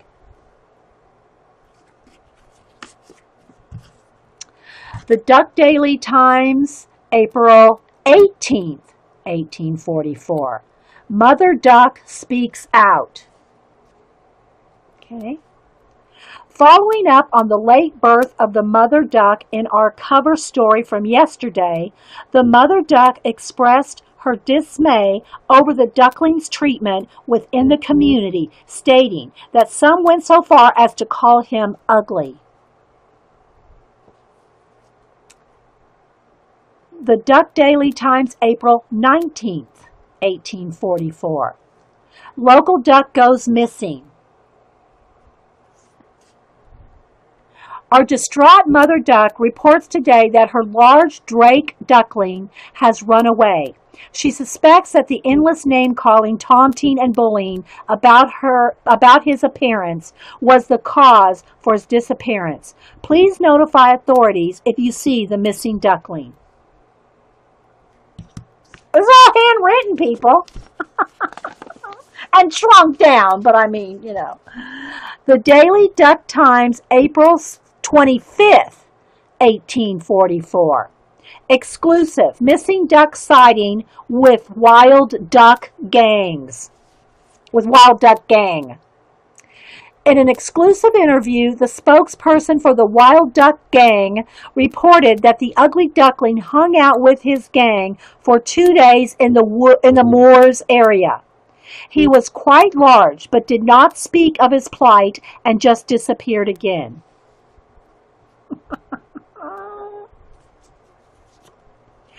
The Duck Daily Times, June 20th. So April, May, June. We're like 2 months later. Goose hunters see missing duck. And the duck is saying, "Let me be thankful I'm so ugly. Even a dog will not bite me." Local hunters said the ugly duck was swimming with the geese and appeared quite content until the shooting started. The duck hid in the reeds, and even the dogs didn't flush him. His whereabouts remain unknown. The Duck Daily Times, September 24th. Ugly duckling rejects attempted adoption. A local woman reports that the ugly duck squatted in her home for 3 weeks, never laid a single egg, and has since disappeared again. Again, seemingly misunderstood. Contact authorities if you have any information about his whereabouts. What? Janet? The Duck Daily Times, January 17th, 1845. So like 3 months later. This farmer brought the ugly duck home in a hypothermic state, close to death. However, the farmer's wife is fuming because the duck destroyed her milk, her butter, and her meat barrel in an attempt to escape. American Gothic. The Duck Daily Times, April 17th. Ugly duckling presumed dead. It's been several months, and with the harsh winter we've endured, locals are now presuming the ugly duck did not survive his ordeal. In a happier news, the local swan population has reported a beautiful newcomer in their midst. Isn't that just awesome how she did the Hans Christian Andersen fairy tale in her own style, in her own made it up? That's some awesomeness right there, people. That is some awesomeness. And she sent it in a milk carton. That's how she packaged her little zine. So anyway, I had to share that again. And again, some of these I don't remember. I don't remember. This is Jane's. And Jane, I think Jane, let's see, what was Jane's story again on hers? I think Jane, where's the one? Again, we got a whole bunch of different things. That one's Phoebe's right there. But Jane has a little, she did a little, her very first, where is it? Her very first zine, she wrote a little article saying she's never done one before. Here it is. I think this is it. Is this it? This says Lucy Jane. I don't know if this is the first one. Wait, here it is. Okay. Yeah, so this was Lucy Jane's first, when we first did the swap, the first swap. Are y'all enjoying this? We'll go a few more minutes, guys. Okay, so this was Lucy Jane's. This was the copy, I think, of the one she made. And again, they're all done the same way, like this and like this, okay? And I didn't fold it very well. I think this was an extra copy, and because I got another one over here. And this one's Jane's, yeah, okay. Dee Dee's Coffee and Art Express. Okay, this was her first attempt at doing a zine. She said she couldn't draw. She said she couldn't do this. And well, you'll see what she says here. Again, sorry for the folds, guys. That's my fault because I didn't fold it up well. Okay, so here we go. Let's see if I can kind of fold it so you can read it. So there she is in bed with all her cats. And then she gets up in the morning. This is her first zine. Remember, her first try at drawing this. Coffee and Art in the morning. Oh, what a beautiful day. So she gets up and she turns on her computer because she's going to watch my show.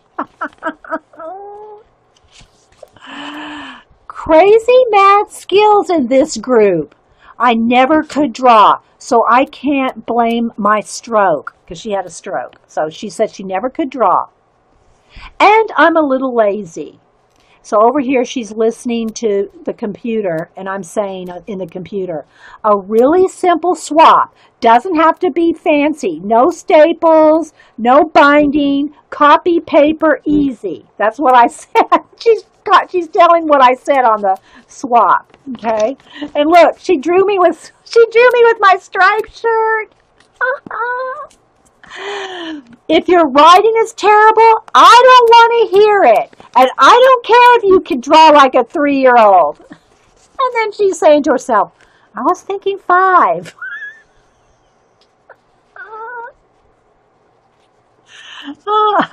And then over here, see my arm holding out? One side of one piece of paper, and if it's too much pressure, don't email me.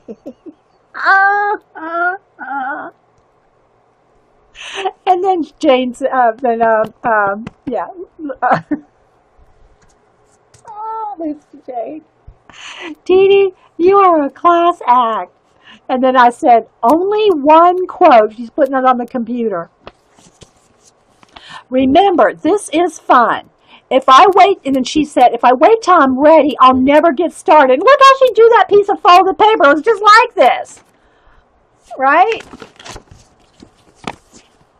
So then I'm saying, then she's saying, thanks for lighting the fire. And yes, this was a lot of fun. So wasn't that so cute? My first sample inspired by Dee Dee's no-nonsense approach. Sharpie and copy paper. February 2013, Lucy Jane. So, isn't that awesome? Again, the fold is my fault. So, yeah. But then she did here. Let's see. I got, this is it here, I think. Yeah. So then the actual swap, this was her actual swap from the Incidental Press, a limerick tale of no moral substance. So she went from her very first one to this. No, isn't it funny thinking? A limerick tale of no moral substance. Okay. There was a young man from the city, and it shows him right here in a little car. It says camp rustic. Nature camping trails. And then there's a little campsite right there. Okay, so you see all that? There was a young man from the city who met what he thought was a kitty. Look at the back of its head right there. Look. Whoops.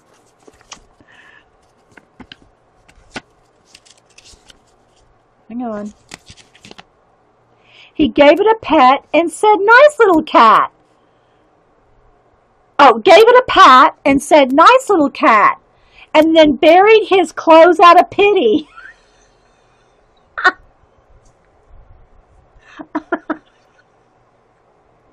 Look, isn't that awesome, guys? I mean, I'm sorry. That's good there. That's good all day long.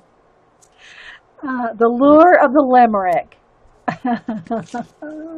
So, yeah, that's our Lucy Jane. See, I had my Post-it notes so that I could show them easily.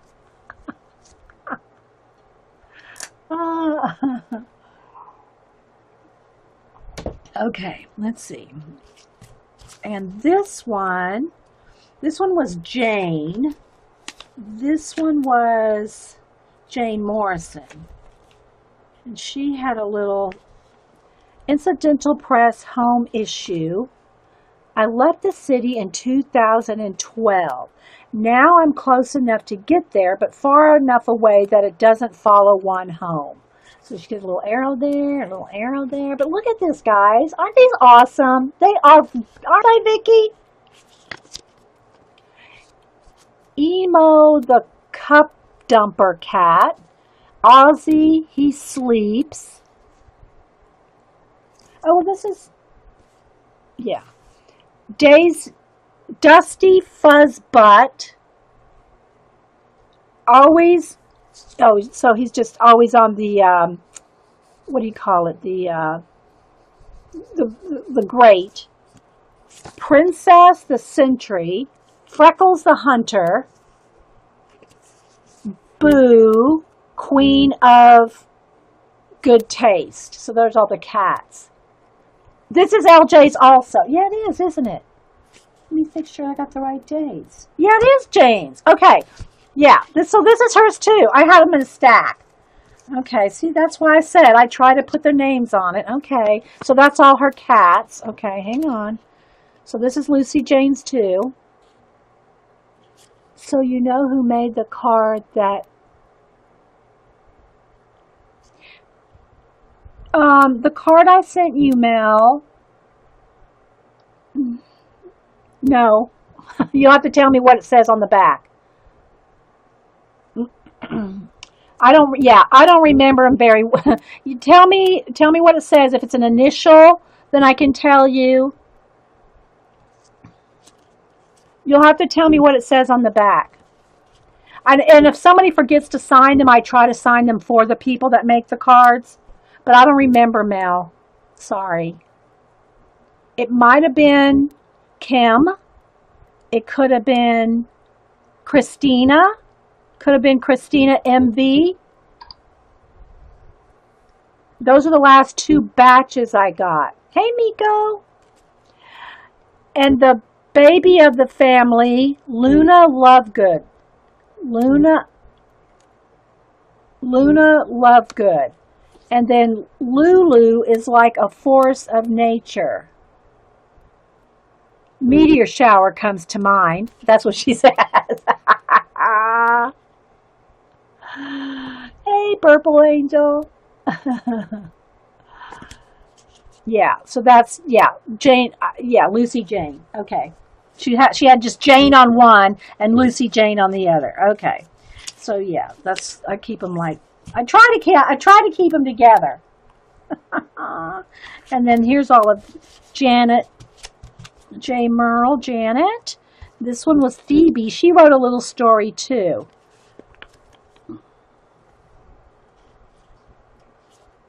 Yeah, they have a sense of humor. Now, Phoebe writes real tiny, and she puts her own little barcode on everything. Like her cards and her zines or whatever she does. She makes her own little made-up barcodes, which I think is cute with little tiny peace signs in there. Again, you're not going to be able to see the writing because it won't zoom in that far. Creative mood. In this issue, personal environment. So here is, most of my time is spent here in my studio room, which is usually a cluttered mess. So there's her studio. No, these are from a zine swap, Purple Angel, from a couple years ago. Well, a couple of different swaps. I'm just picking out a couple. We're talking about rubber band books, file folder books, and zines is what this show is. I know, right? Sometimes I venture outside for a walk on the trails, see ducks, geese, and usually some neighbors and their dogs.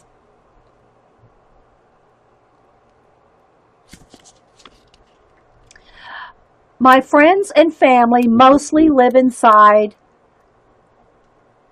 her computer. Sorry, guys. The writing's tiny. Facebook, YouTube, Ustream, online groups, email, Skype.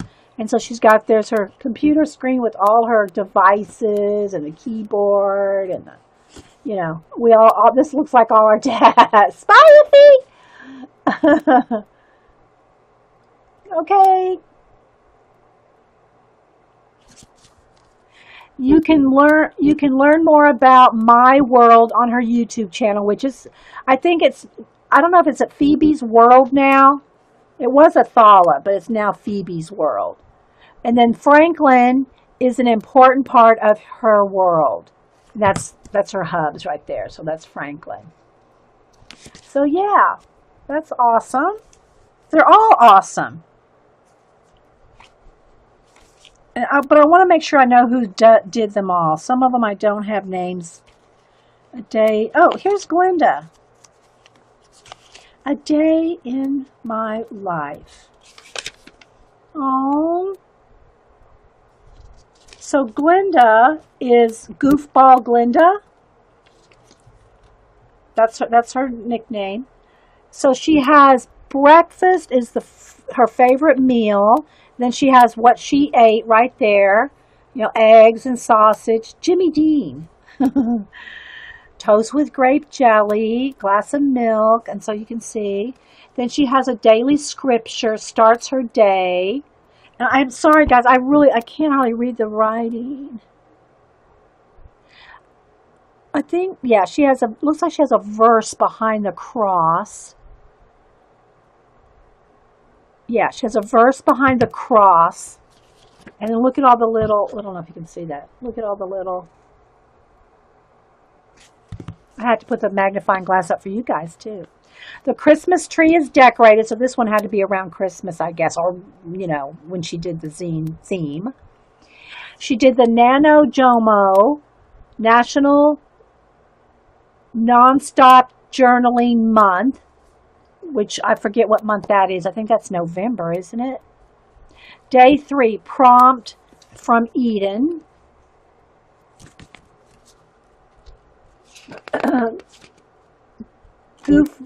Goofmeister. Yeah, I think it's Goofmeister. Goofmeister Glenda. I don't call her a goofball. She's funny.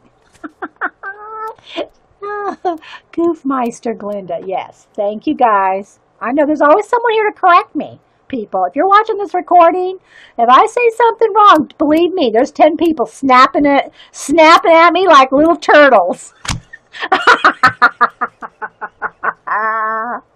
There's no mistaking here. I'm telling ya. Bye, Helen. Thanks for stopping in. They're like little snapping turtles. We have so much fun. I can't stand it. There's our art table. Okay, art table, busy day. Okay, it goes this way. All right, so it's like a photo. I think she took a photograph of it and just like painted over it. Okay.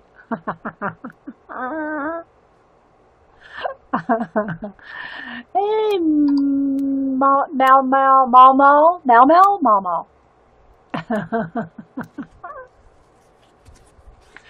No, I don't growl.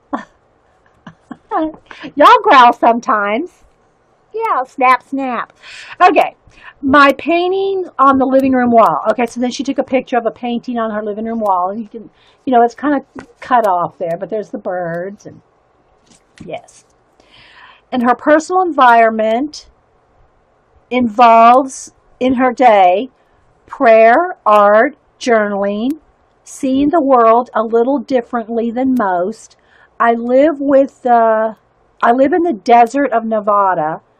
Life is an adventure, and I think it says gratifying life. But then she drew the little palms and the cactus. Okay, good. We're glad that you made it back in one piece, LBO, little book owl. All right, so let's see what else we have here. These are just some of the ones that I pulled out. That's mine from that swap. Let's see what else. So as you can see, I try to keep them separate, but I've shown them so many times I've mixed up all the different ones. Okay, I don't want that in there. This goes with this. Let me put that there. Let's see what's in this one. So I got all these still and all these. We could be here all day, but we're not going to be. We're only going to be here about 30 more minutes. 11, yeah, we're going to be here about 30 more minutes. But anyhow, this is fun. If y'all don't, it's not something you like. Not every show's for everybody. You know, I'm just saying. It's okay. It's okay. Chill.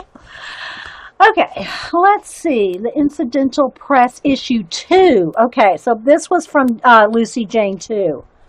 This was the Incidental Press issue 2, August 2014. A tale of adventure and romance. The Owl and the Pussycat. That's the story here.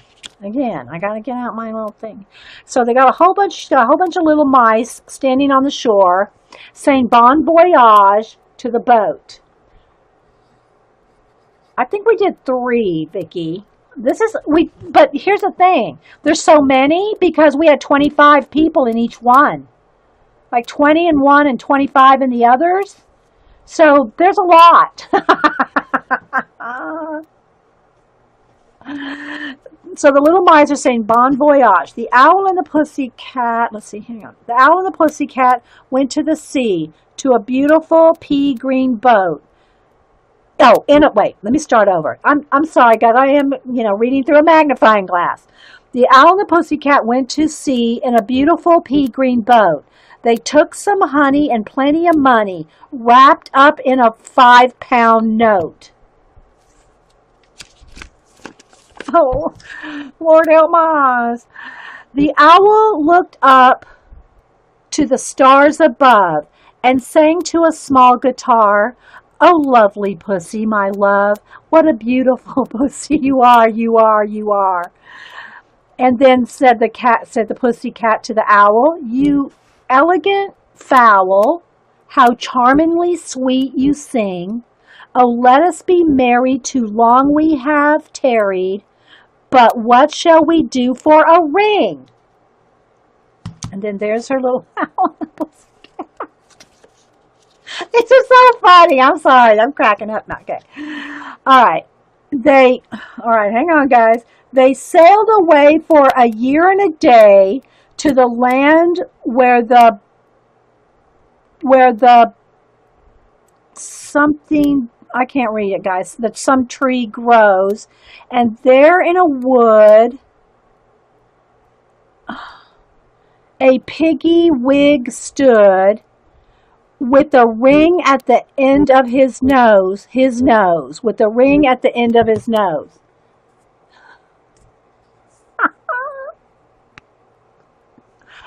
Stomp on my, oh no. We have even something funny or happy. No, it's not really happy, but I mean funny, but Little Book Owl says you stomped on a Lego? And that's why you had to go to the doctor? You stepped on a Lego and cut your foot? Oh my gosh. All right, let's go on with the Owl and the Pussycat. "Dear pig, are you willing to sell for me 1 shilling your ring?" said the piggy. "I will." Okay, so there's a little map of all the little islands and everything they've got. Okay. All right. So they took it away and were married next day by the turkey who lives on the hill. They dined on something and slews of quince, which they ate with a runcible spoon.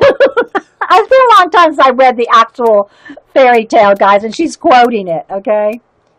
And hand in hand on the edge of the sand, they danced by the light of the moon, the moon. They danced by the light of the moon. Now remember, this is a person who could not draw a stick figure, right? Val and the Pussycat by Edward Lear, 1812 to 1888. Drawings by Jane, blah, blah, blah, blah, blah, and her address. I'm not going to read all that, but yeah. So, yeah, it's Incidental Press. Okay. All right, let's see what else we have here.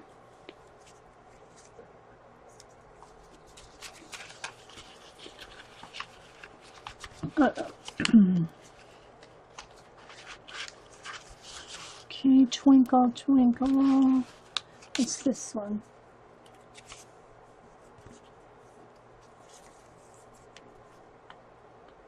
Okay. Oh, here's another one by Goofmeister Glinda. Evie learns to draw a face. No, aren't they fun, guys? Once upon a time, little Evie wanted to spend her life drawing and painting. Every day, she sat in her bedroom drawing houses.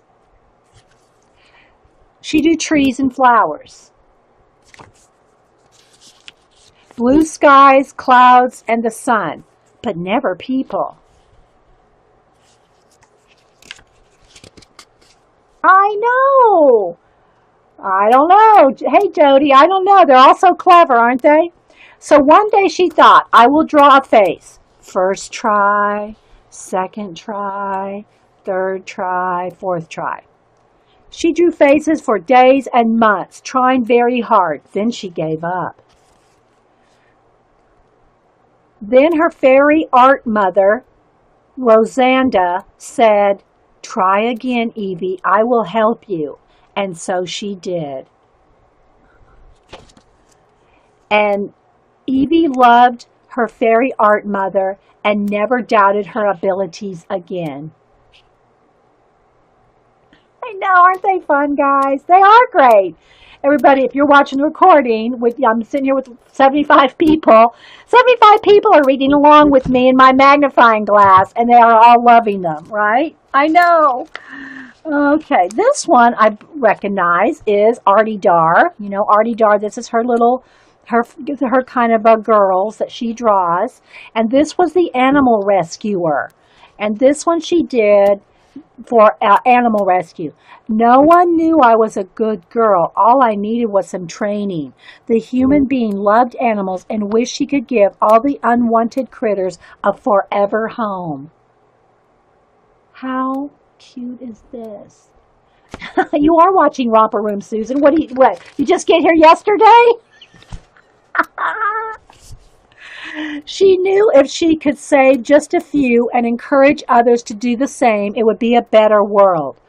I'm lost, hungry, and scared. And Artie Dar drew all these. It was a holiday gift that grew up and was forgotten. I was too noisy and messy and sent away. So this was the Animal Rescuer. I love that, Dar. You're so sweet. What's this one? This was an extra one. Oh, Queen Pam! Pam, are you still here? Huh? Pam. We were just talking about Pam. This one I have extra written on this one. Oh, so I must have had an extra copy. This must have been an extra copy. A Fairy's Tale by Queen Pam. We were just talking about Pam. Pam has a YouTube channel. Y'all can put the links in too. I don't know if she's still here, but we were talking. Pam streams and does YouTube channels. A Fairy's Tale by Queen Pam. Once upon a time, there was a fairy who wished for a tail. No but. She had no butt. Woe is me, my butt is so small.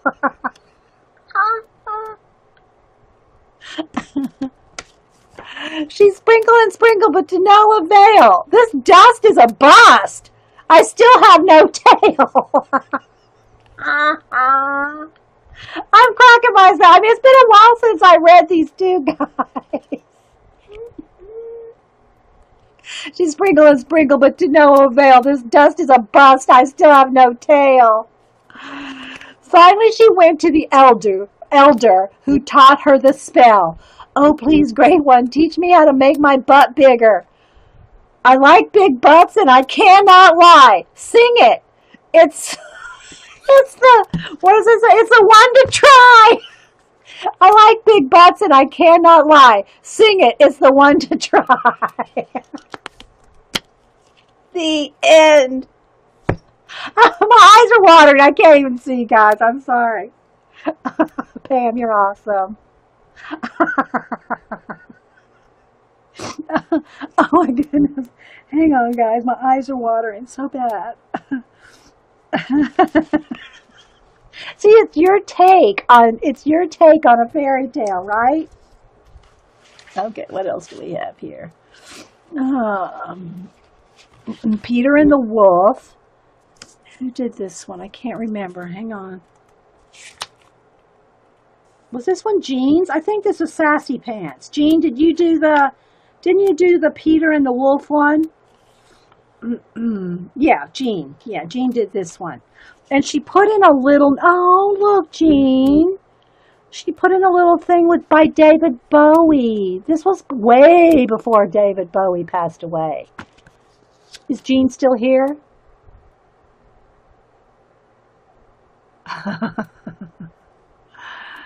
Yes. And look, she put in a little note.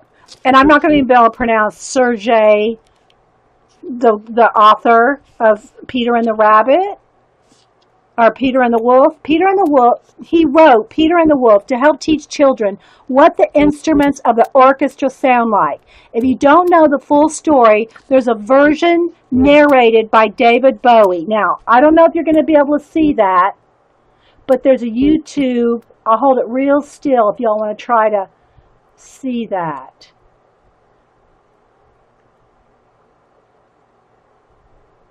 Or just, you could probably just go look up David Bowie narrates Peter the Wolf. Yeah, yes, Jean, I saw that down there. I was just looking at this because this is what I can see without the magnifying glass. But she inserted this in there. Isn't that awesome? Yes, I see your name on the front, Jean. Sassy Pants. Okay. So here's Jean. Where's my magnifying glass? Jean's going to get out your mag light. But I don't want to put a light on here, Jean. If I put the mag light on the iPhone, we'll all be lit up. Be lit up like a GoCo printer. Yeah, just Google it. Yeah, that's true, Jean. All right. It was the first day of spring. Let's see if maybe I can read this one. If my eyes stop watering from laughing at Glenda's, it was the first day, or Pam's, it was the first day of spring, and Peter went into the meadow. He found his friend, the bird, and the duck arguing over who was the best bird. You can't swim. Well, you can't fly. Okay. So she put the instruments, right, the musical instruments, talking to each other. This is so clever to me, Jean. Then along came their friend the cat, who first chased the bird, then the duck, then gave up, and they both got away. They all decided to follow Peter on his pretend wolf hunt. And see, Jean did musical instruments instead of the animals. To be honest, okay. TMI, Lindsay. Should I say that on the recording, Lindsay? TMI. Grandpa woke up and was very angry to find Peter out in the meadow. Peter had to leave his friends and go back inside the cottage. And then the instruments are saying, "It's too dangerous." But Grandpa, bye, Peter. And see, they're all musical instruments. Okay, one girl saying that she has a small flat butt and she cannot lie. And the other girl is saying, you can have some of mine. That's what's going on in chat. While I'm trying to read the creativity here. We're trying to read the creativity here. That's the instrument that plays their theme in the story. Thanks, Jean. Peter snuck back outside and joined his friends in the meadow. But a wolf came out from the woods and chased them up a tree. But the duck was too slow and the wolf ate him. I think we need to go back. We need to go back to Artie Dar's animal rescuer here. No, Lindsay, it's okay. I'm laughing at you, hon. It's fine. No, it's fine, really. If I didn't want to read it out loud, I don't have to read out the chat out loud. But sometimes what y'all say tickles me too. Don't be apologizing. It's all good. Okay, so now let's go back to the Jean story. As the bird flies down and distracts the wolf, Peter lowers a rope and slips the loop over the very angry wolf's head, and after a struggle, it is tightened. So they're trying to get the wolf right there, so. Who is now a French horn? So I guess the music from the French horn is playing, right, Jean? Don't make me try to imitate a French horn. Just saying. Don't make me. Okay. Just then, 3 hunters came out of the woods to help Peter and his friends tie up the wolf. Gee, this is just so stinking clever. Yeah, this is more... Vicky said, this is more violent than The Walking Dead.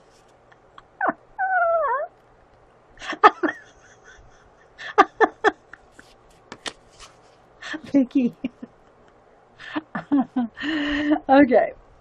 There was a grand parade led by Peter, so they all took the wolf to the zoo. Even Grandpa joined in. And if you listen very carefully, you can hear the duck quacking from inside the wolf. As in his haste, he swallowed him whole. Yeah, it's a little like The Walking Dead. No, but seriously, Jean, this is awesome. This is so stinking awesome with all the little musical instruments and the little note inside. Okay, all right. I'm afraid to read the 3 Little Pigs. Let's see who did this one. This one was done by Elaine the Stamper, Charlie Brown. Okay, I haven't seen her around for a while. I want to try to find some of the ones of the girls that are here. Yeah, we're going to embarrass you all.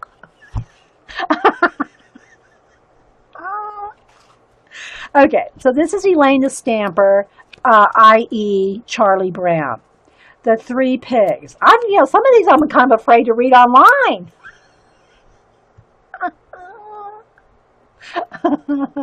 I know, everybody's clapping that they love Jean's zine. And it was the first thing she drew. Oh, Jean. We love you, Jean. The 3 Pigs. Oh, no. Here we go again. Okay. 3 pigs in a truck. 3 pigs in a truck. And there's he's saying, bye, Ma, love ya. Mom's going, bye. There once were 3 stoogey pigs whose mother said, you're all too big. She wrinkled her snout, said, it's time to move out. So they left to find new digs.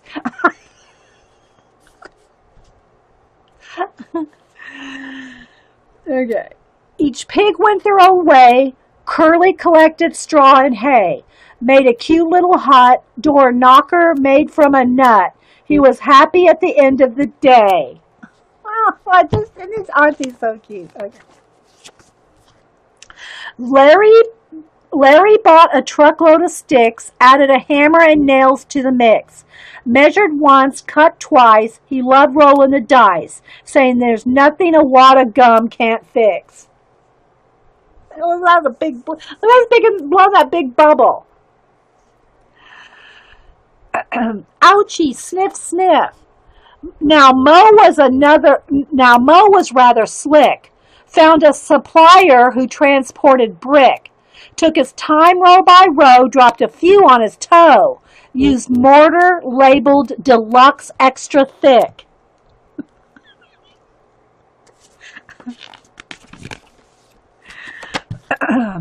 Mr. Wolf watched this ordeal, licked his chops when he heard every squeal. He wanted a snack, longed for sweet baby back, forgot diets, he wanted a meal.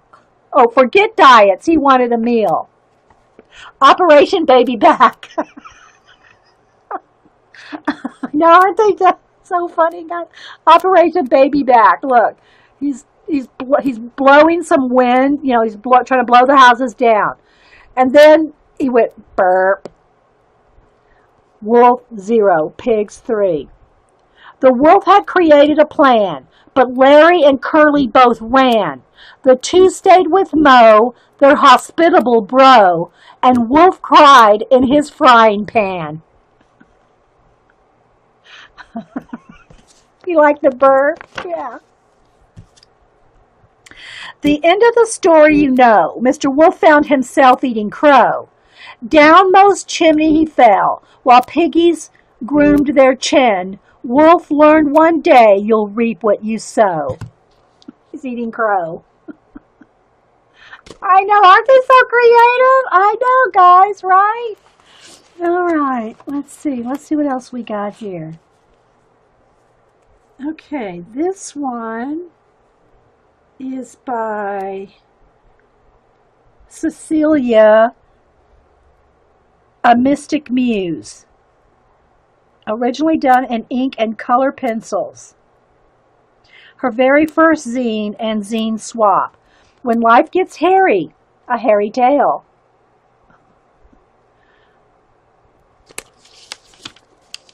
Once upon a time, there was a curly-haired girl who wanted hair like Farrah Fawcett,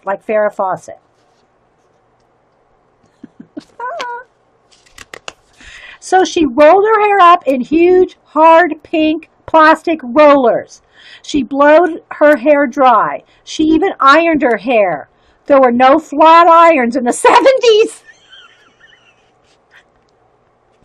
Don't read these to the grandchildren. Oh. Finally, she realized she would let her hair go natural. The moral of the story, when life gets hairy, let it go all natural. Isn't that awesome? Oh, that's great. Mystic Muse. Okay, let's see. Let's see what's on the other side. Oh, here's the one that I did. I did Little Red Riding Hood. Let's see. This one's not folded. Well, that's the original. Here's the, let me do here. Okay, so mine was Little Red Riding Hood. I just did like drawings. I didn't really do the whole story. And mine's not really funny, like clever. It's just drawn. Little Red Riding Hood, the wolf. Beware of wolves in sheep clothing. And then there's half of grandmother's face and half of the wolf's face. So you see, it goes this way and then it goes that way too. So you see half and half. Yeah, mine wasn't near as clever as these girls. Just saying. All right, let's see. Let me put that over there. Let's see if I can flip this around. Let's see what's on the back side here. Hang on, guys. Do I flip it? All right. Oh, Chicken Little. Let's see. Who did Chicken Little? Lisa. Okay, Lisa. Our Lisa. I don't think Lisa's here right now. Aren't they brilliant? I know. When did we make this? This set was from 2014. The fairy tales. Then we have another set of quotes, or your favorite quote, or your favorite. We've done a couple, and then Janet did one. I got 2 or 3 here, but they're all kind of mixed up because I'm trying to show how to make the little file folder things, and so some of them have really got mixed up. Yeah. Chicken Little. All right, this is our Lisa. Chicken Little was in the woods one day when an acorn fell on her head. She trembled and shook. She yelled, "Help, help, the sky is falling." And she did it like, she drew it like a little kid wrote it. Look, see her writing? See the writing and everything? I must go tell the king. So off she ran. Oh, well, along the way she met Googly, Goosey Lucy. Sorry, I didn't need to turn it. It goes down this way. Goosey Lucy. Along the way she met Goosey Lucy. And Ducky Lucky. And Turkey Lurkey. I just love these.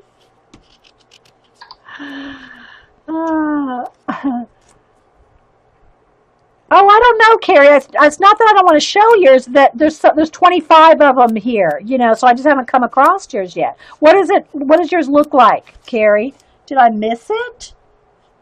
Did I miss it, or what does it look like?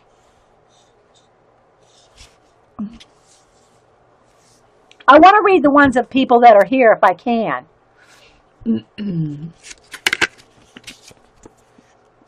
Ducky Lucky, Turkey Lurkey.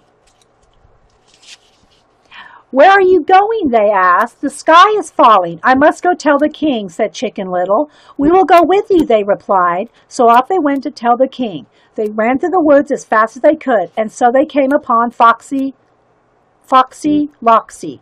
"Where are you running to?" he asked. "The sky is falling. I saw it myself. A piece fell on my head," said Chicken Little.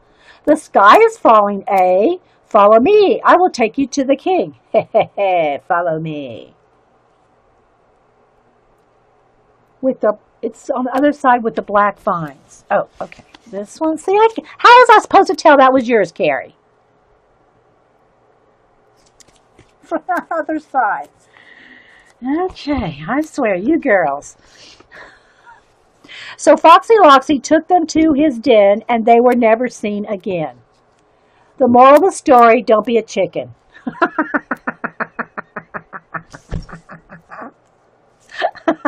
Lisa. Okay, so this one's Carrie's, who I could not tell it was Carrie's. And she's calling me out like, Okay, when fairy tales go wrong. Okay, let's see here. I think, do I have it refolded? Let me make sure I have it folded correctly. There we go. Okay. Walking through the enchanted forest, down the forest path. Oh, I know you're teasing, Carrie. I'm teasing you back.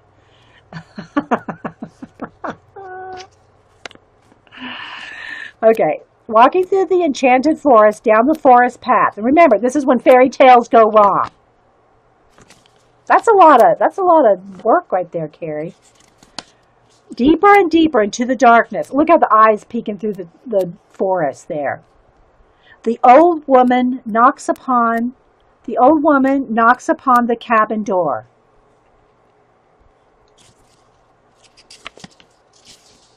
Offering the luscious fruit. "Sorry, I'm allergic."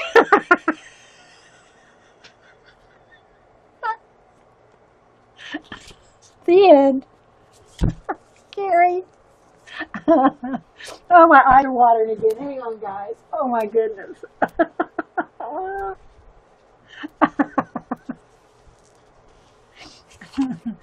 Okay, let's see here. Let me just kind of peek through. Who did this one? I'm trying to find people that are here. Okay, this is Janet. Quail Jan. Okay. A frangled fairy tale. Okay, this is Quail Jan. Jaen, Jan. Okay. Let me take a sip of coffee. Once upon a mostly true time, there were two bears. Mrs. Quail Bear and Mr. Bear. And if y'all don't know, that's their like their nicknames. They lived in a very nice den with lace curtains in the kitchen window and Mrs. Quail Bear's zillions of art supplies. Oh dear, they were fast running out of room. Bye, Susan. Susan has to go clean her pool. You know. Mr. Bear was convinced that the art supplies were multiplying in the dark. So he said, "Enough! We need help in finding a bigger den." That morning after coffee, they strolled into town and found a real estate agent at Locks and Keys Realty. "Here's my card," she said brightly. "I'm Goldie, and I think I can find a new den for you." So off they went in her car. The first den on her list was centrally located with easy access to the forest, with berries and honeybees. But when Mr. Bear tried to enter it, oh dear, he got stuck. It took the concerted efforts of Mrs. Quail Bear and Goldie to unstick him. So that was no good. That's the back, and it has a little note. Back end of Mr. Bear, stuck.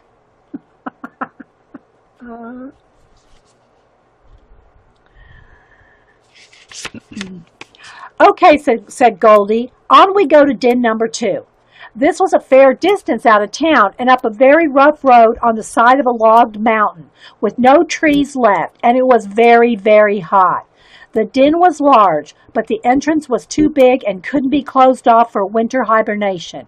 It would be much too cold. "No good," said Mr. Bear, and Mrs. Quail Bear said, "No way am I living this far out of town. Why can't we even get a decent cell phone signal? And there's no internet." "Oh," sighed Goldie, "it's been a slow market for dens, and that is just all I have to offer you for now." So she drove them back to the office. The bears thanked her for her time, and they strolled back home after another coffee, of course. I know they're clever, aren't they? "You know," said Mr. Bear to Mrs. Quail Bear, "this place is just right. We've been walking. We have walking distance to coffee, Wi-Fi, and cell phone coverage." Hang on, guys, I got something in my eye. "It's small enough to close off for the winter for hibernation, and if we could just get rid of some of those art supplies, it would do us very well. And best of all, we wouldn't have to move. I could hire a truck, we could pack up what we don't want, take it to the brown bears of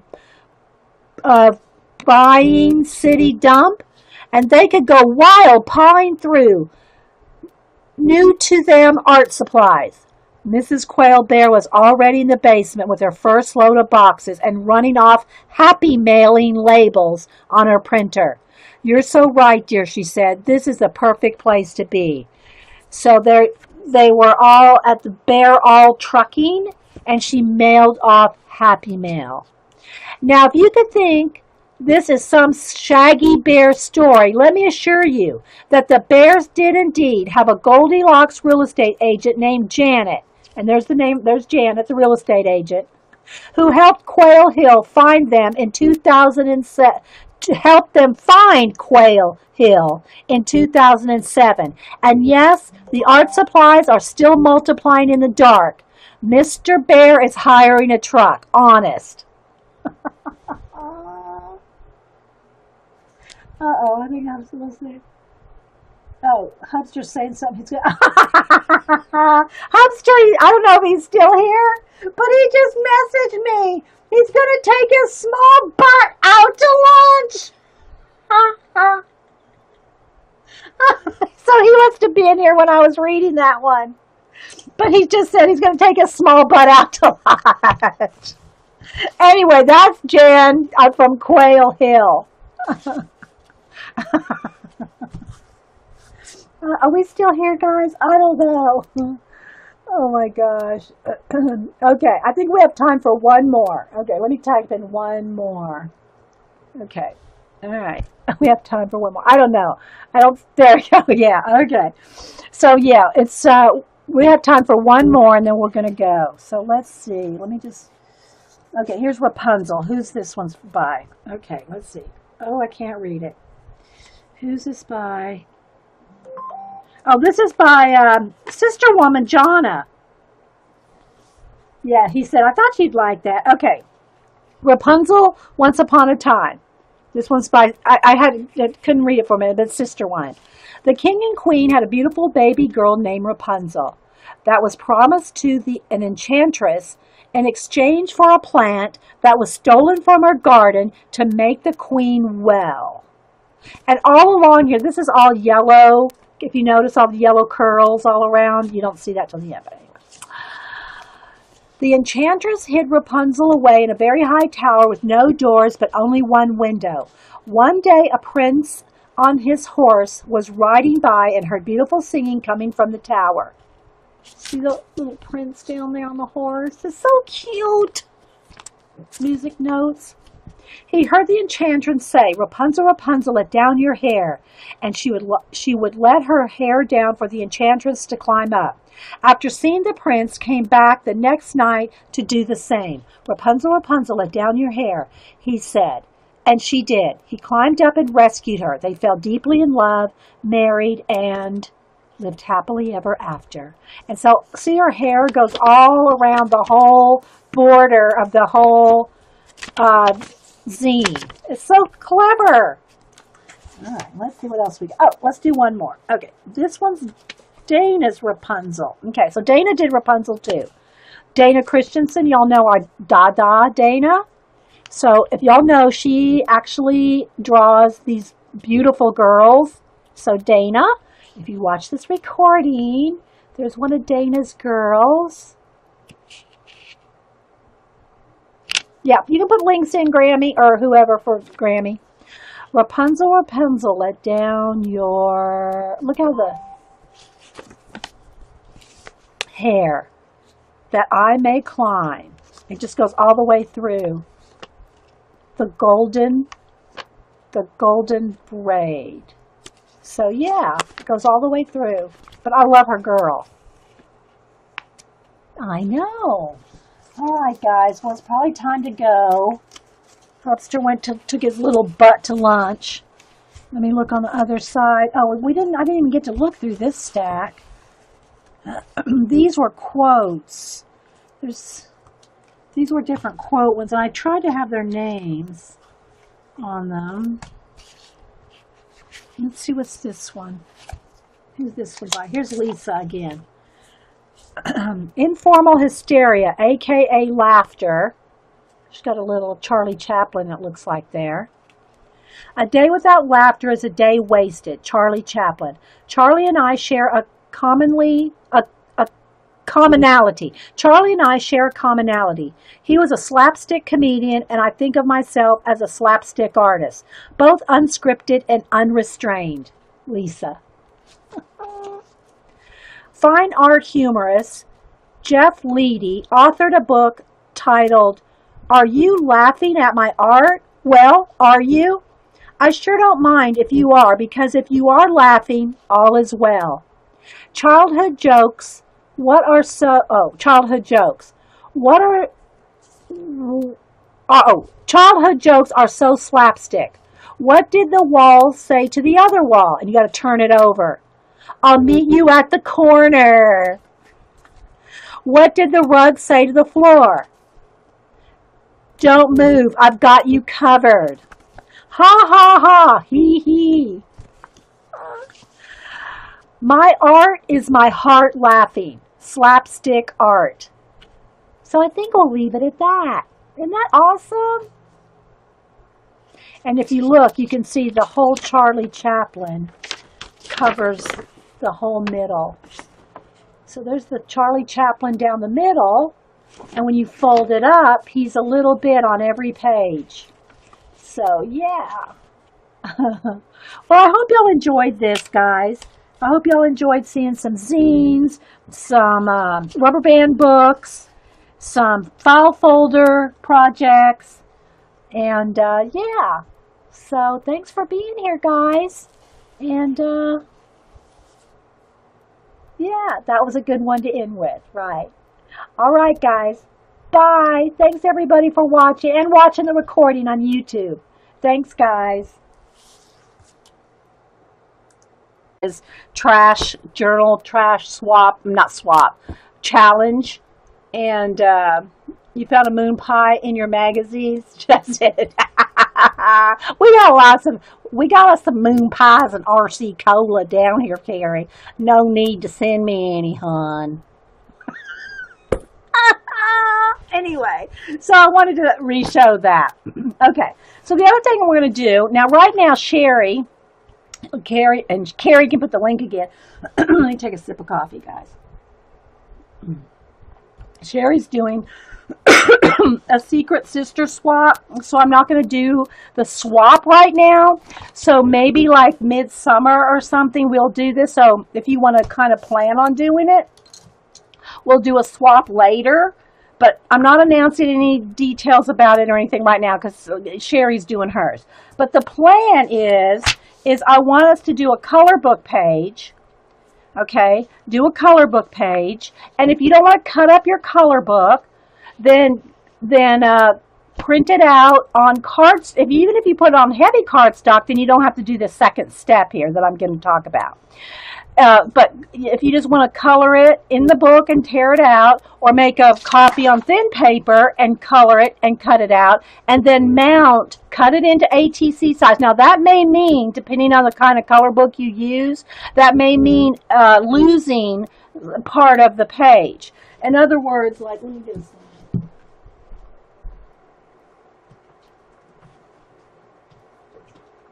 Hang on, guys. So for instance, let me show two different size color books. So for instance, I should do this exact size. Let me see here. So if we have, well, let me tell you first, and we'll talk about the size. So what we'll do is you'll color a color book page and you'll cut it down to 9 ATCs. That should fit, I think. Well, we'll do the measuring in a minute. And but if your color book page is bigger, like let's say you use a big square one, and you want to cut down to 9 ATCs, you might be losing some of your color book page depending on what part you use on the color book page, or if you're using something more your standard 8.5 by 11 size, then you should be able to not lose too much. My point is what we'll do is you'll color a color book page and then cut it down into 9 ATCs and glue your color book page onto cardstock, or print out your color book page on cardstock, which would probably be the easiest thing. And then cut them down into 9 ATCs, and we'll do the self-addressed stamped envelope and all that stuff. And send it to me, and I'll do a swap. And then they'll all be mixed up, so it'll be like a puzzle that the person that gets your cards, and you'll get the whole set when you do the swap. I'm not going to like send one to one person and one to another. You'll get the whole 9, right? So anyway, so what do y'all think about that? Y'all think that would be fun to do? Yeah. Hey, Dasha.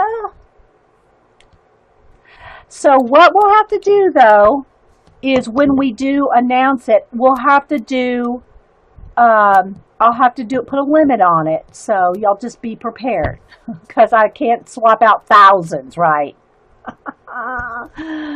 So that we'll do that probably after Sherry's thing in July. Okay. So, but be thinking about it. You can plan it out. What page you might want to color and cut up. So we'll do this probably. Sherry's thing is her secret sister swap is, which I know a lot of people that's a bigger project. This is going to be an easier project. So it's not going to be a lot of work. Just color a page and cut them up, basically, right? There's your little sketchbook.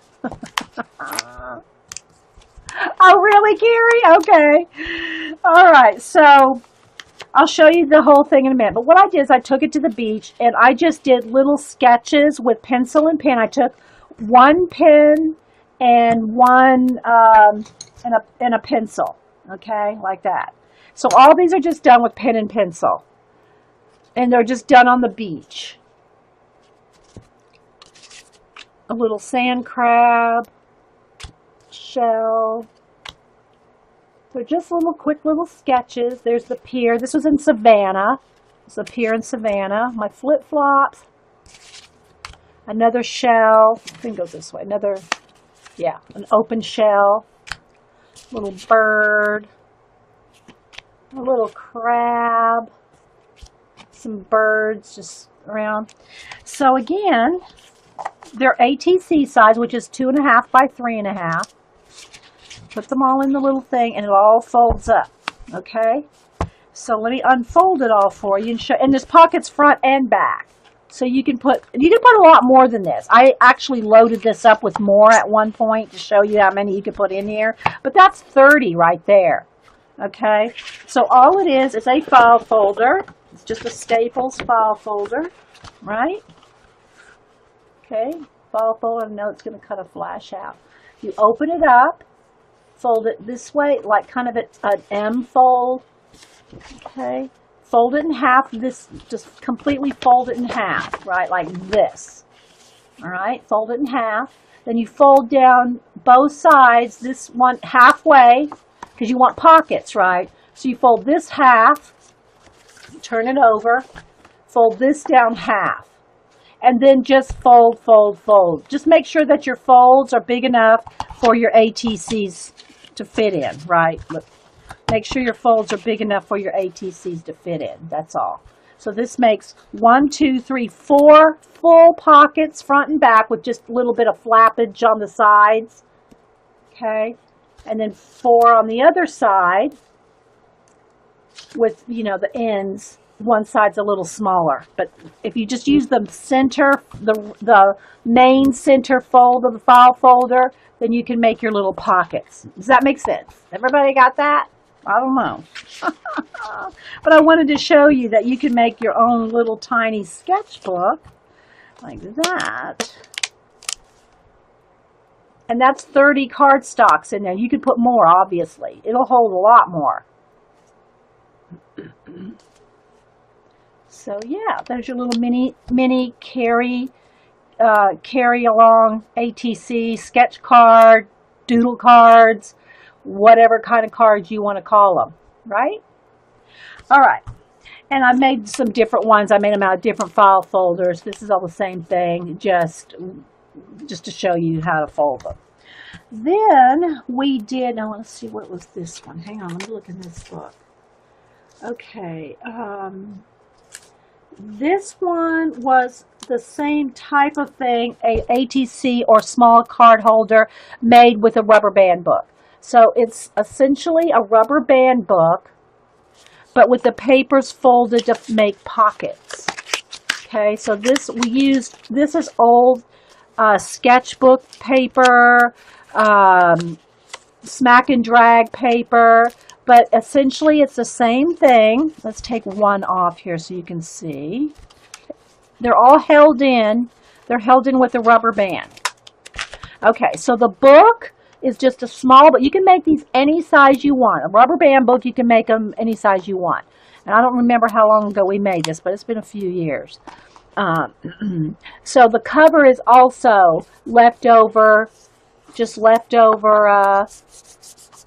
art journal, sketchbook paper, whatever. And it's just 3 pieces of cardboard or chipboard. 3 pieces. Okay, in this case I use packing tape, clear packing tape. You can use duct tape or whatever. I just use clear. Okay, there we go. All right, let me get something here. There we go. Good morning, everybody. Welcome to Coffee and Art in the Morning. I'm Dee Dee. This is a Wednesday. I say Wednesday impromptu. Seems like I'm streaming every Wednesday, but I don't schedule a Wednesday stream. So if I don't stream on a Wednesday, don't email me. Monday's my scheduled day. But I don't mind streaming for a little bit before other streamers stream on Wednesday or Friday or whatever. So my plan actually was today to go shopping, but I kind of pulled my back yesterday hauling the vacuum around, so I'm not going to go shopping. I mean, it's not, don't get me wrong, I'm not like incapacitated or anything, but I'm not up for going clothing shopping, which I don't like to do anyway, but so I'm not really up for that today, so we're going to stream a little bit. And I have kind of a little bit of a plan after talking to everybody that's here. Hey, Jean, anybody else popping in? Lynn, I think I said hi to pretty much everybody before I hit record. So if you pop in afterwards, just thanks for being here. I got these are my little camera focus items. So before I hit record, somebody was asking me if I ever made a junk journal. Well, I do make them. And if I pulled one to show that I can really make one out of junk, literally, like trash, stuff you're going to throw away, packaging and stuff. So this one I made probably, I'm guessing, it had to be probably about 4 years ago when Tara, she's usually not here during the streams, but I know she watches YouTubes. I follow her on Facebook and she's around. So Tara, Sugared Elephant, Tara, had a challenge a few years ago to make a junk journal, literally out of junk. So I've shown it before, but I don't think I've shown it recently, so I'm going to show it again. And it is a junk journal made out of jeans. It's some of my old overalls. Literally, these are my old overalls. And so it's made out of old overalls. This one's kind of twisted. I need to fix that one. And it does, they are actually functioning. It's a functional overall closure. And what's nice about it, if you do make one, now you don't have to make it out of junk. You could make one like this if you have any old overalls, or this could be a belt, but you can, if you make a journal out of it, you can put your pencils and things in, so it's functional too. It's like, anyway. So I'm going to show it to you. So the base of it, I used one of these old it's an old file thing, like file folder, one of these file folder things that you use, accordion files. That was the base I used, and I wrapped it. It's been a while since you've seen this one, Julie. Yeah. And I wrapped it and put it together all with glue, because I don't sew. Put it all together with glue, and I'll show you how it works. So you just unstraps like that, okay? And it opens up like this. And again, the accordion base makes two signatures, if you will. Make some space here. I don't want to knock over my coffee. Okay. And so, again, there's the pockets right here and right here, so you can put things in that. And you can configure this anyway, right? You can configure it however you want. But I use the waistband, here's the waistband, and then right here I just pinned a piece of the jean through the holes where the buttons would close on the side of the overalls, and just kind of tightened it up. That way it could be, tight around the book. And again, this is just one of the old accordion file, but it could be cardboard. It doesn't have to be an accordion file. It could be cardboard. But what I did is I used the files. Let's see if I can get it sideways. I used the file folder as the glue, the point. But we'll probably have this sometime the end of July or something like that. We'll make the announcement. So I'll keep this handy. All right? Yes, that's what it is, Janet.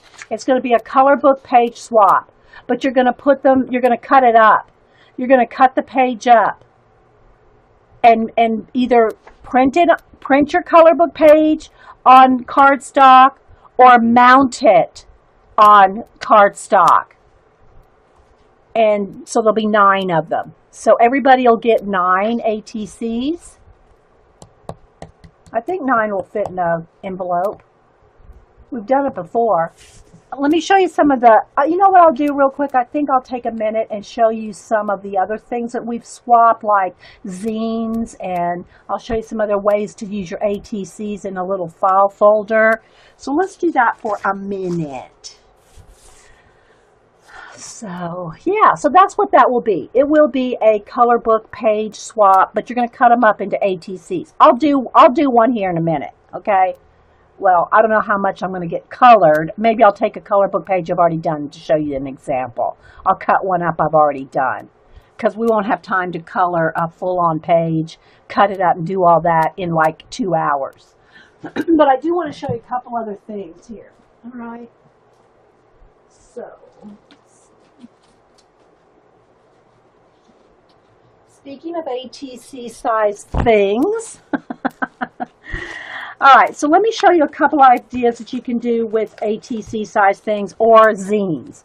We've done a couple of zine swaps here. Now, I'm not saying that they're all still in order, so we'll see. But I've got them all, but they may be in, do I have them bundled separately?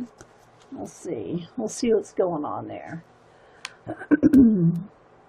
Hey, Poppy, Terry, anybody else popping in? Val, anybody else? Hi, Eileen. If I'd missed saying hi to Annabelle. Thanks, everybody, for being here. Crafty Annie. I think I said hi to Dasha and Debbie, Denise, Elk Lady, Flint Rock. A lot of people have come in since I said hi before I hit record. I try to say hi to everybody that's here before I hit record. So, thanks, everybody. Hey, Gina Sweet. All right, Poppy. So I want to show you this first. You have no excuse not to sketch when you're out.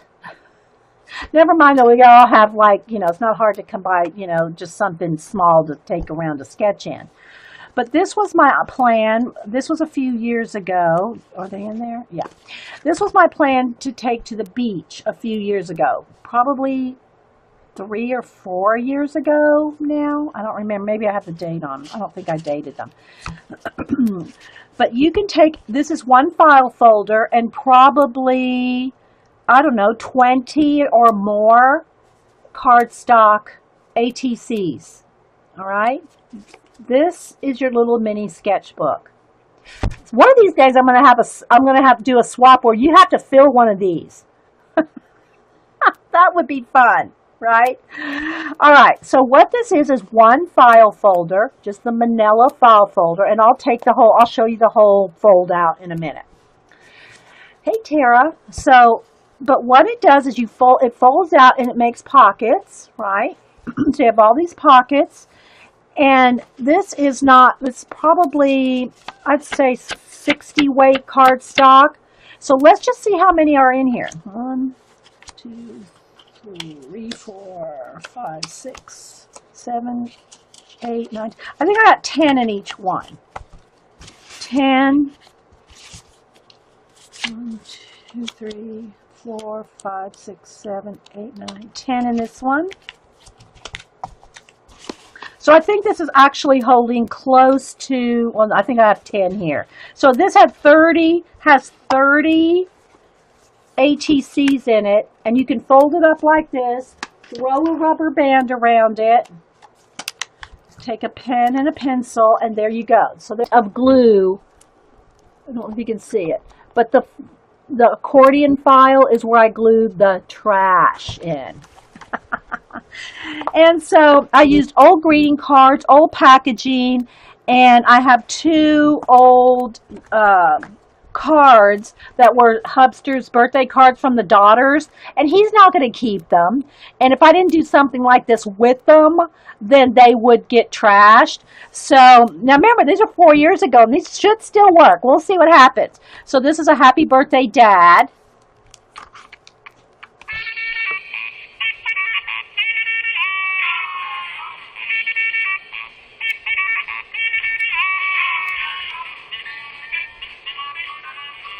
So they're the musical cards.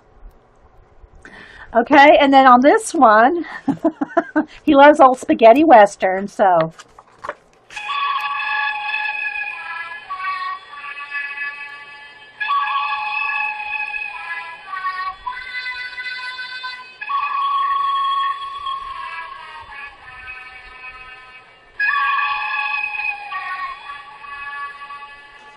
So those are the first, glue in, right? Now you can see, look, this is not cut neat.